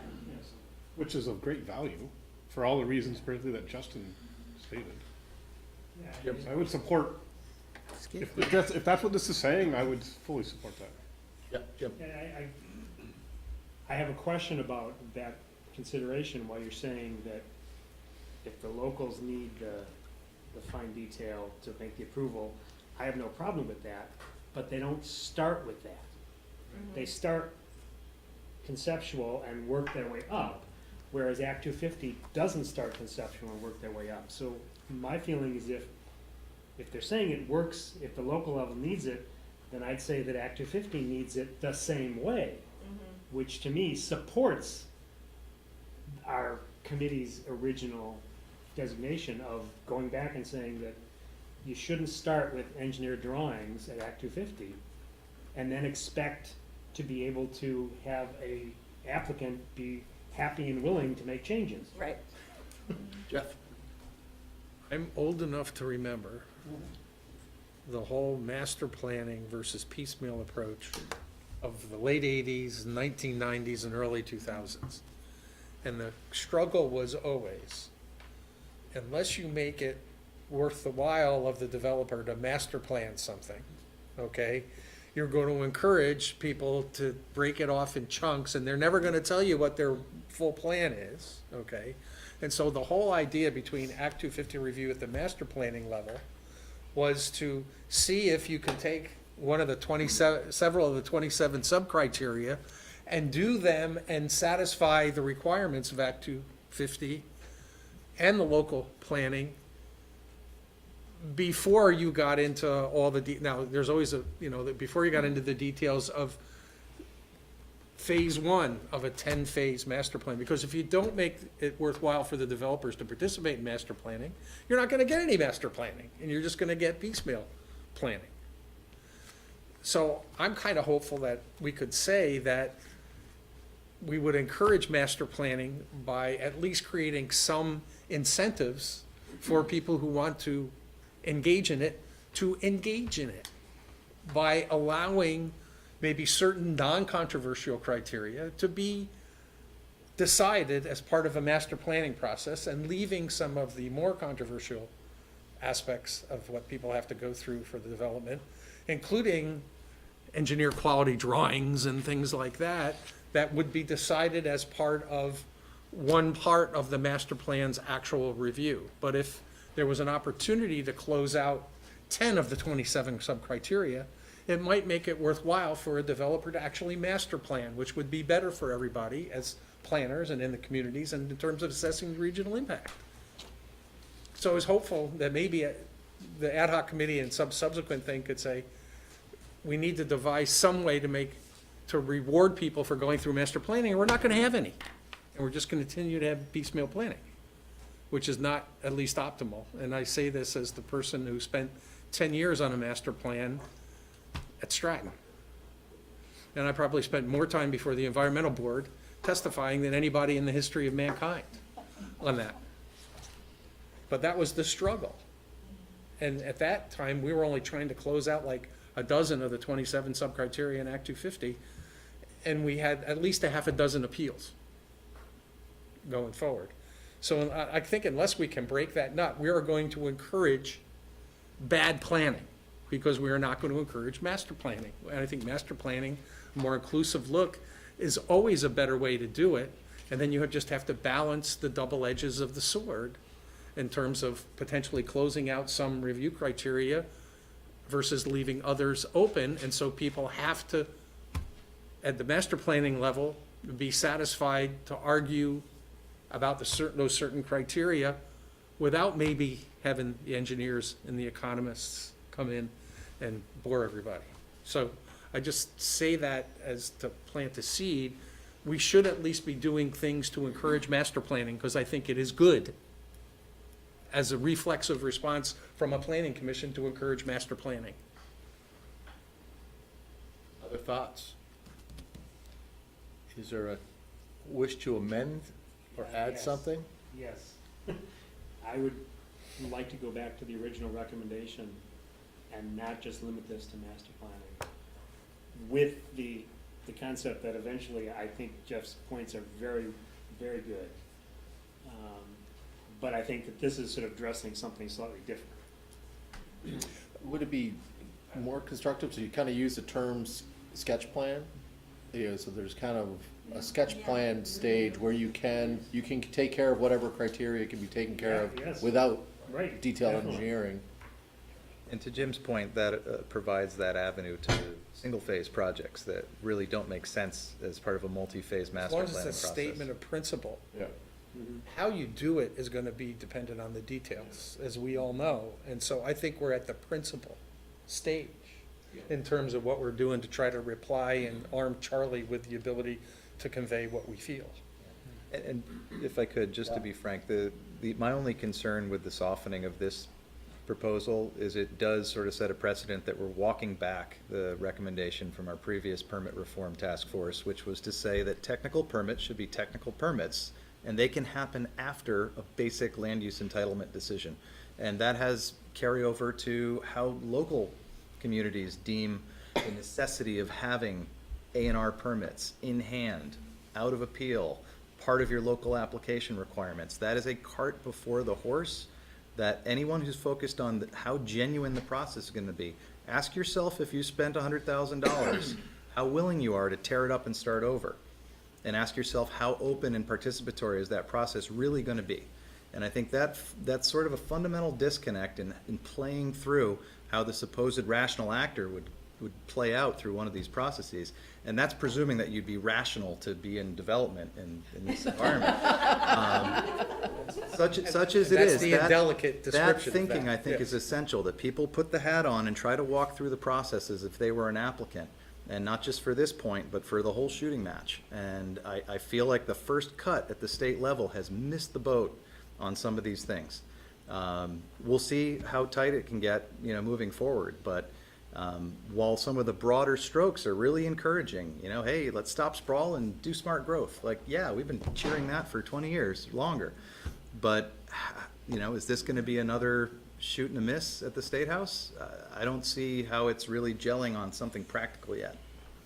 So, Mr. Acting Chair, short of wordsmithing this, is the appropriate way to do this to encourage staff to capture the essence of this conversation in actual language? Yeah, before we do it, I want to get kind of a feel for the rest of the board. Is everyone okay with the suggested change? We're going to end up with a motion here, so that motion will include It's a wordsmith fuzzy. No, recommendation. no, it'll be, I Wordsmith think you're right, we'll have the recommendations. staff word it, but the motion will be with the change to number 4 at this point that we discussed. Okay. Regina and Charlie, you've got a handle on That's it. a heavy burden before 9 o'clock tomorrow morning. Done. All-nighter. It's like back in college, you know, studying. Okay, so otherwise, everyone's good with You number 4. are running a hunter here, aren't you? What's that? You are. Nicholas Maduro O'Brien. Just give you something to talk about too. Number 3, So number 3 is just the general concept that we are okay with some shifting of jurisdiction to the resource areas. Again, so this is, oh wait, I'm not looking at, you guys have this already up here. Number 3, support the resource area protections. So those are the green areas on the map, and essentially we are, in concept, okay with this strategy. Can you review the actual criteria again? Sure. map. This, Slopes, elevations. wetlands, river corridors. Slope. They are river corridor, a significant wetland, which is probably class 1 and 2 wetlands, land at or above 2,000 feet. And this one's a little bit weird. It's land categorized by slopes greater than 15% and shallow depth to bedrock. So this map is really not just 15% slopes. It's, sorry, wait a second. Hello? I've messed it all up. I had a little freeze up in the upper right-hand corner. I froze, but it's not acknowledging. If you had to put a road in, you'd have to. Then on the waterways, what's the distance outside the waterway? For the river corridor, it's not an exact set defined distance. It's originally developed based off of geomorphic assessments of how much the river is going to shift and move over time, plus a buffer. And I don't know that that buffer has a set distance on it in the big rivers. 50 feet. The small streams are definitely 50 feet on both sides. Yeah, they started with bigger things, but they're trying to customize that map depending on mostly the geology. Like, so if it's, bedrock, here, there, it can be very narrow. The other issue, of course, is where there's built, the village or town is already built, like Montpelier. Like, there's, that transit station that's getting built right now is clearly in the river corridor. And so I think A&R's trying to, I think they're trying to be adaptable to what's actually out there in the world with some success, some not success. So my question was, how's it basically captured now? If it's not a commercial development, more than 10 acres, Act 250 doesn't touch these places at all. Right. So I get in areas that have very limited zoning, communities or have no zoning, this is a way to put some land use in some areas that are a little tricky, and I can see where that's a good thing. On the other hand, when you bring them down to sophisticated towns, we're saying, well, let's have our local process plus the Act 250 process on top of that. And of course, we want to get growth in 80% of the growth into our growth centers, which means 20% is okay in other places, and this would be part of those other places. So I'm trying to understand for the sophisticated communities, what does this Green really areas, mean? John? Those green areas, they But they don't look like they're in the middle. There's a lot of white in that map. If Regina could get those green areas back up, they look like I they're thought on I top heard of everything over mountains. 2,000 feet. I mean, On top of Yeah. mountains there and are stuff some like that. communities that are. Justin. So I have a question about, Oh, hang on a second. No, Are so you waiting for it? Go ahead. We can't get to the map, can we? question about, Hummer. particularly in light of some, and I wish Pam was here, because I'm gonna mess up my acronyms, but, wetlands as defined by who and when, because right now the state and VGCI, Yep. they're really walking back their wetland maps. In fact, they might as well have a massive banner on top of it, say, do not consider advisable advisory. So who's defining we support the protection of resources, but who's defining them and who's putting a stake in the ground that says as of this day and time? Because right now the state is telling us not to take their mapping until Yeah. you actually map it yourself. Yeah. So how's that gonna play out? Yeah, so there's a lot, the VPA's comments go into much more detail about this and what's the rub between a map that is a resource area that's on a map. Does that kick you into jurisdiction just because you're on this map that was created in 1970s? Or is there, the map is just an initial layer, you review and verify for yourself, then it figures out how So you're. if VPA's commented, I'm sure they've captured it pretty accurately. Well, and again, that's the difference between mapping for consideration under the criteria versus mapping for jurisdiction. And I think there's a legitimate concern about saying, well, if you have a wetland or a river corridor on your property, all of a sudden you're subject to Act 250 review. Versus you've got to get a state wetlands permit. There are other things like forest blocks that they're talking about using for jurisdiction, and again, that's something that you might map based on land cover or whatever the criteria end up being that you would use for jurisdiction, and saying in these areas, Act 250 should apply, and same with the 2,500 feet or 2,000 feet. But there are different ways to use that information, and I think that often gets lost in this discussion. So I think we should support resource-based jurisdiction for some resources, but not necessarily for all of them. Yeah, and that's kind of my point. I mean, you're gonna take individual homeowners who are gonna have to go through an Act 250 process to build a home on land they've owned forever.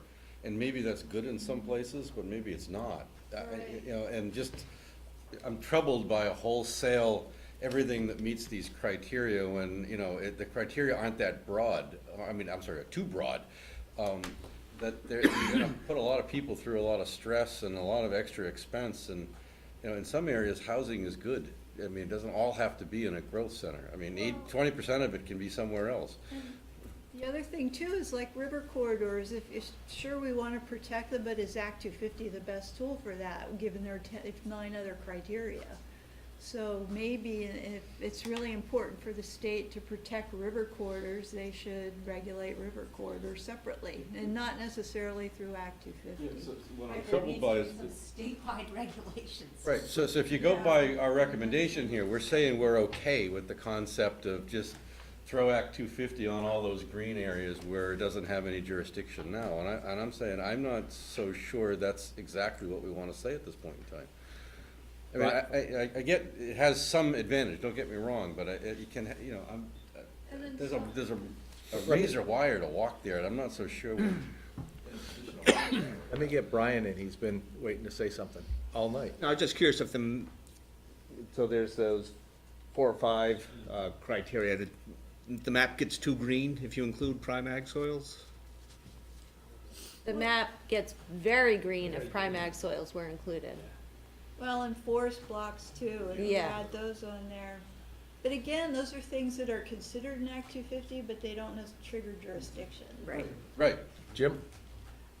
So I would offer sort of a suggested modification, that we support the concept of using resource base for jurisdiction.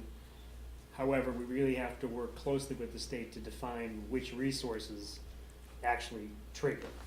Yeah. Because I think that's what you're saying, is that the concept is good, but we really need to discuss how we. Yeah, the devil is define definitely in that resource. detail, and I don't have enough detail in order to be able to understand whether it's really a good or a bad thing. That's fair. Andrea? Yeah, I guess I would word it maybe a little differently, that we support the idea of resource area protection, but maybe Act 250 is not the vehicle to do it. For all the resources, that different resources demand perhaps different regulatory needs.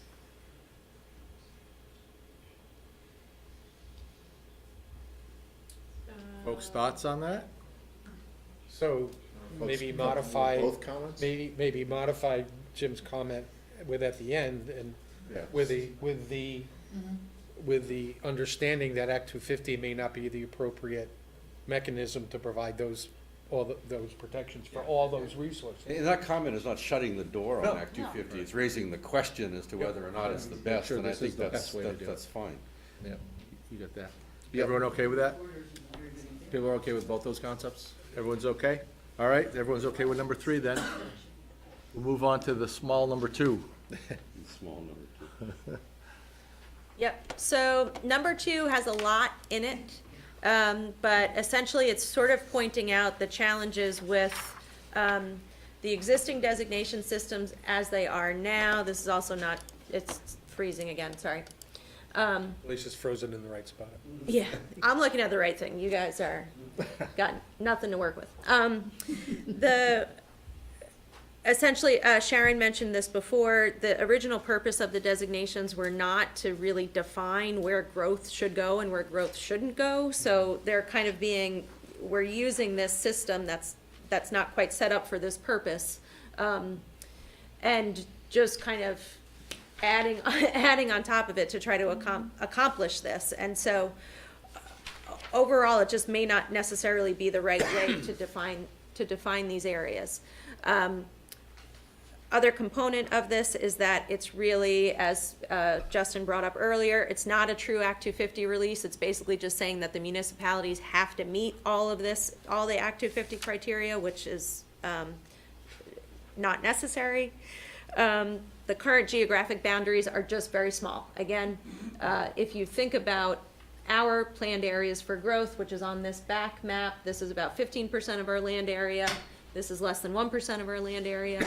And it ignores the concept of where we currently have municipal water and sewer, where we have transit, and where we have infrastructure where we'd like to see infill growth happen. Number D under this concept is that this is almost a sort of a good thing that's in the designations, particularly the growth center designation and the neighborhood development area designation. This is just we wanted to retain this concept that there are affordable housing incentives in those programs, and so we don't want to see that lost. The current part E of this is that the current designations do not have an appeal process. This enhanced designation concept includes an appeal process. And again, to Jim's point earlier, if we have systems in place already, let's just work with those. So if the problem is that these designations don't have an appeal process, just add the appeal process to the designations rather than coming up with a whole new system to add that on. And then F, sorry, I have to read it, such as existing neighborhoods surrounding. The English there is tough. Yeah. You're defining a problem with the last couple of words. I'm like, Saying, what but am I there's writing? no problem defined in the sentence. I wonder if I missed something So here.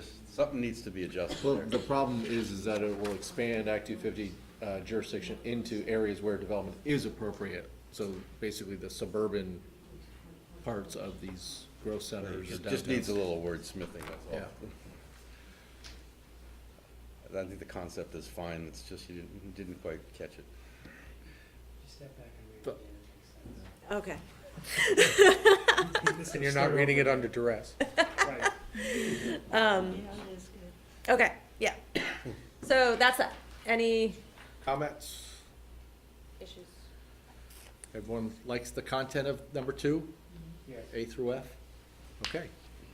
One is easy. Number 1, One is easy. we're almost done. Well, actually, I have a question.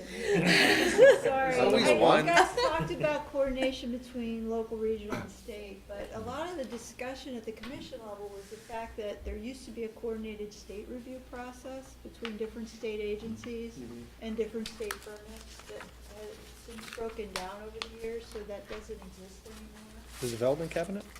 It was originally, existed before the development cabinet, then it was done under the development cabinet, and now that no longer apparently functions either. Really? So it ends up that people have to go to each different state agency, get their opinions from different folks. There's not like one point of contact or one. So I know one of BPA's recommendations was to bring back a coordinated interagency review process.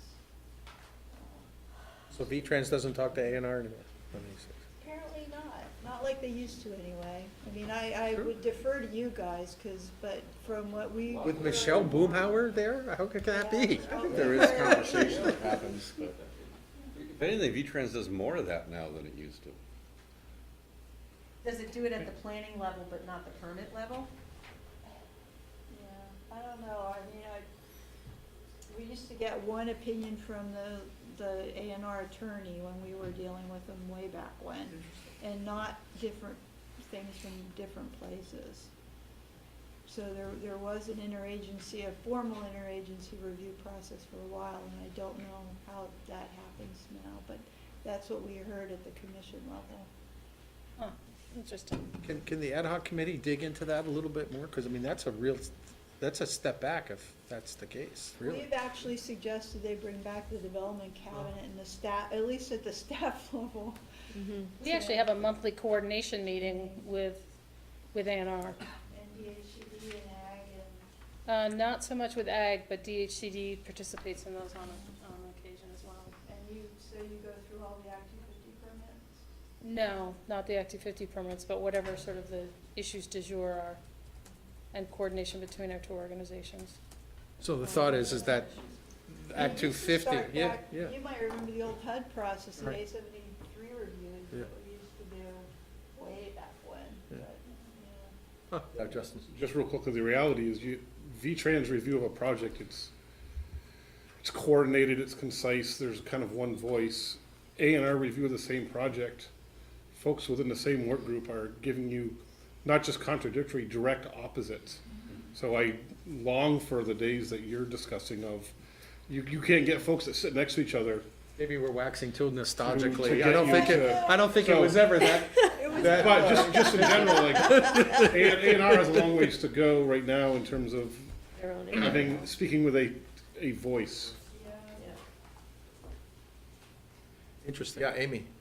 I didn't plan this. Justin and I did not co-conspire ahead of this Yeah, right. time, but it's a great segue to a comment that I wanted to make on number one. One of the central core missions of Chittenden County RPC is transportation, but yet it's not even mentioned in your most basic of sort of mission statement in number one. It says economic development and housing. I would really love to see transportation in there. It is what you exist for. The road for the road's sake, right? But just transportation projects in general, because I'll be honest, the scope and scale of the majority of projects in Chittenden County are the very ones that trigger Act 250 reviews. You should have a significant interest in that in the context of the projects in your region. And another place that it could be is in 4. There's just this last little part of 4 in the sentence. It says, again, it says helping to reach affordable housing and economic development goals. You could just add transportation in there as well. So I just want to, and thank you, Justin, for giving me such a great segue. Is this MPO business or is? Yeah. Definitely. Everything should be MPO business. So is there a suggestion to amend number 1 in some way, or? Yeah, I think that's a and very 4. reasonable thing to do. 1 and 4.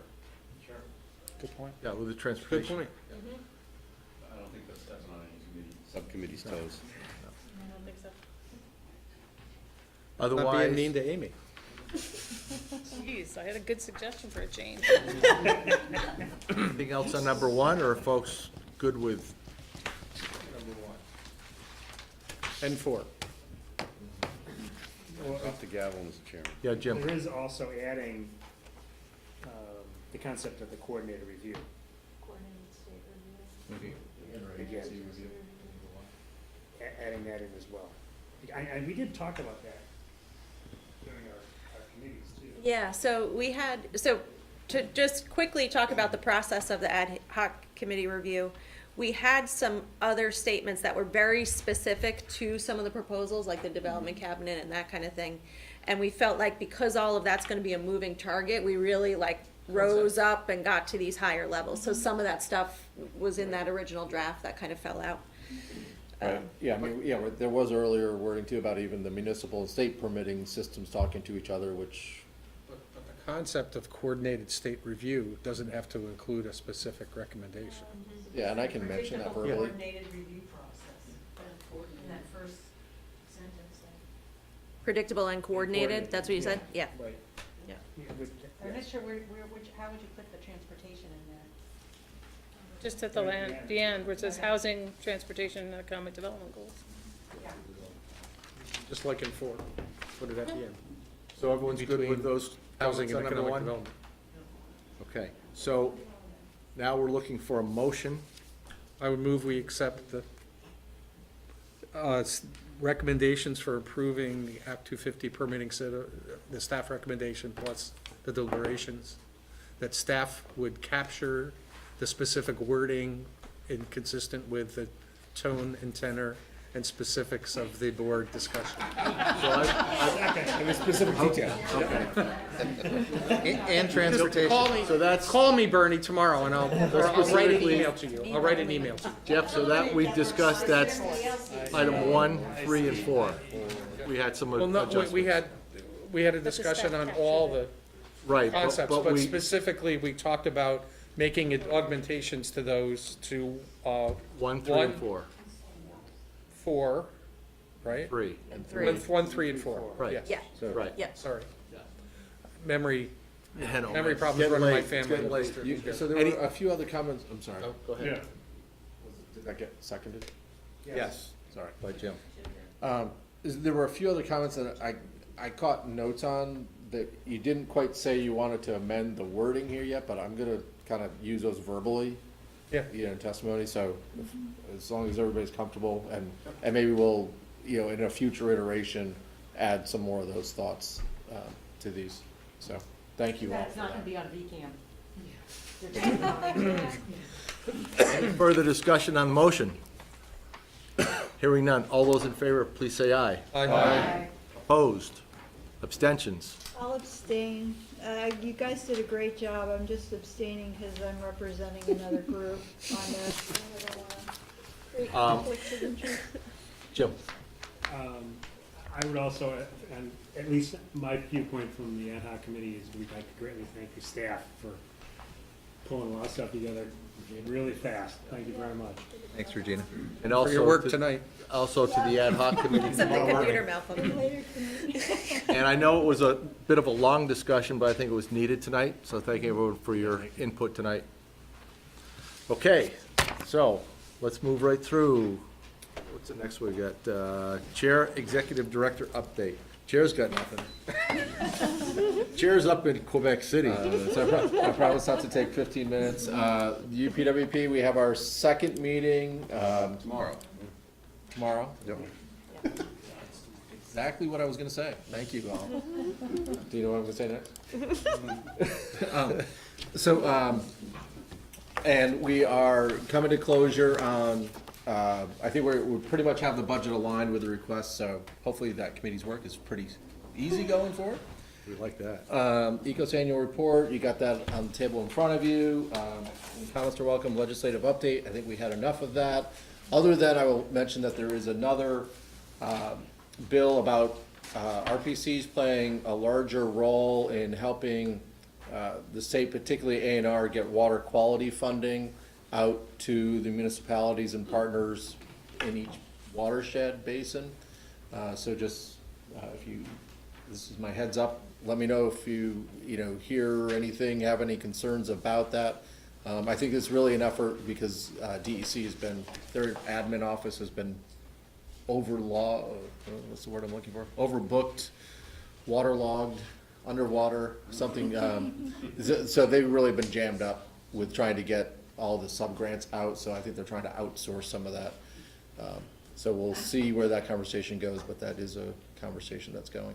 And you personally are good with that? Subject to the devil in the details. So, I mean, it's something actually that our Clean Water Advisory Committee suggested to the state 3 or 4 years ago, as like it would be good to get the dollars out more locally. And the RPCs have been involved in the development of that language.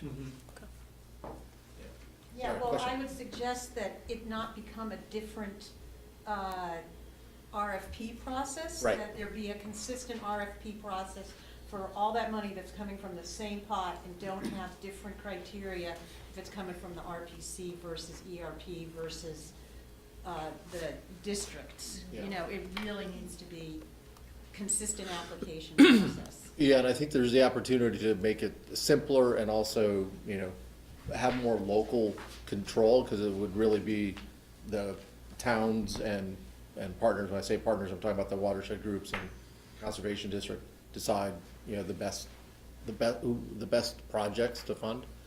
So I think we can make it even Well, it simpler. would still have to be based on the tactical basin plan. I mean, we're not gonna be developing a Exactly. whole different That's right. set and, yeah, okay. Yeah, that's it. Committee liaison activities and reports in your packet. Any questions, comments?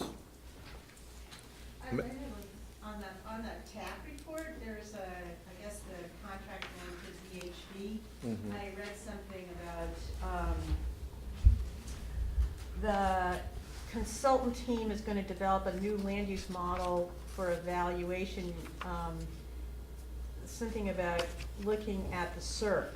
And I'm wondering, is that? Ooh, it's back.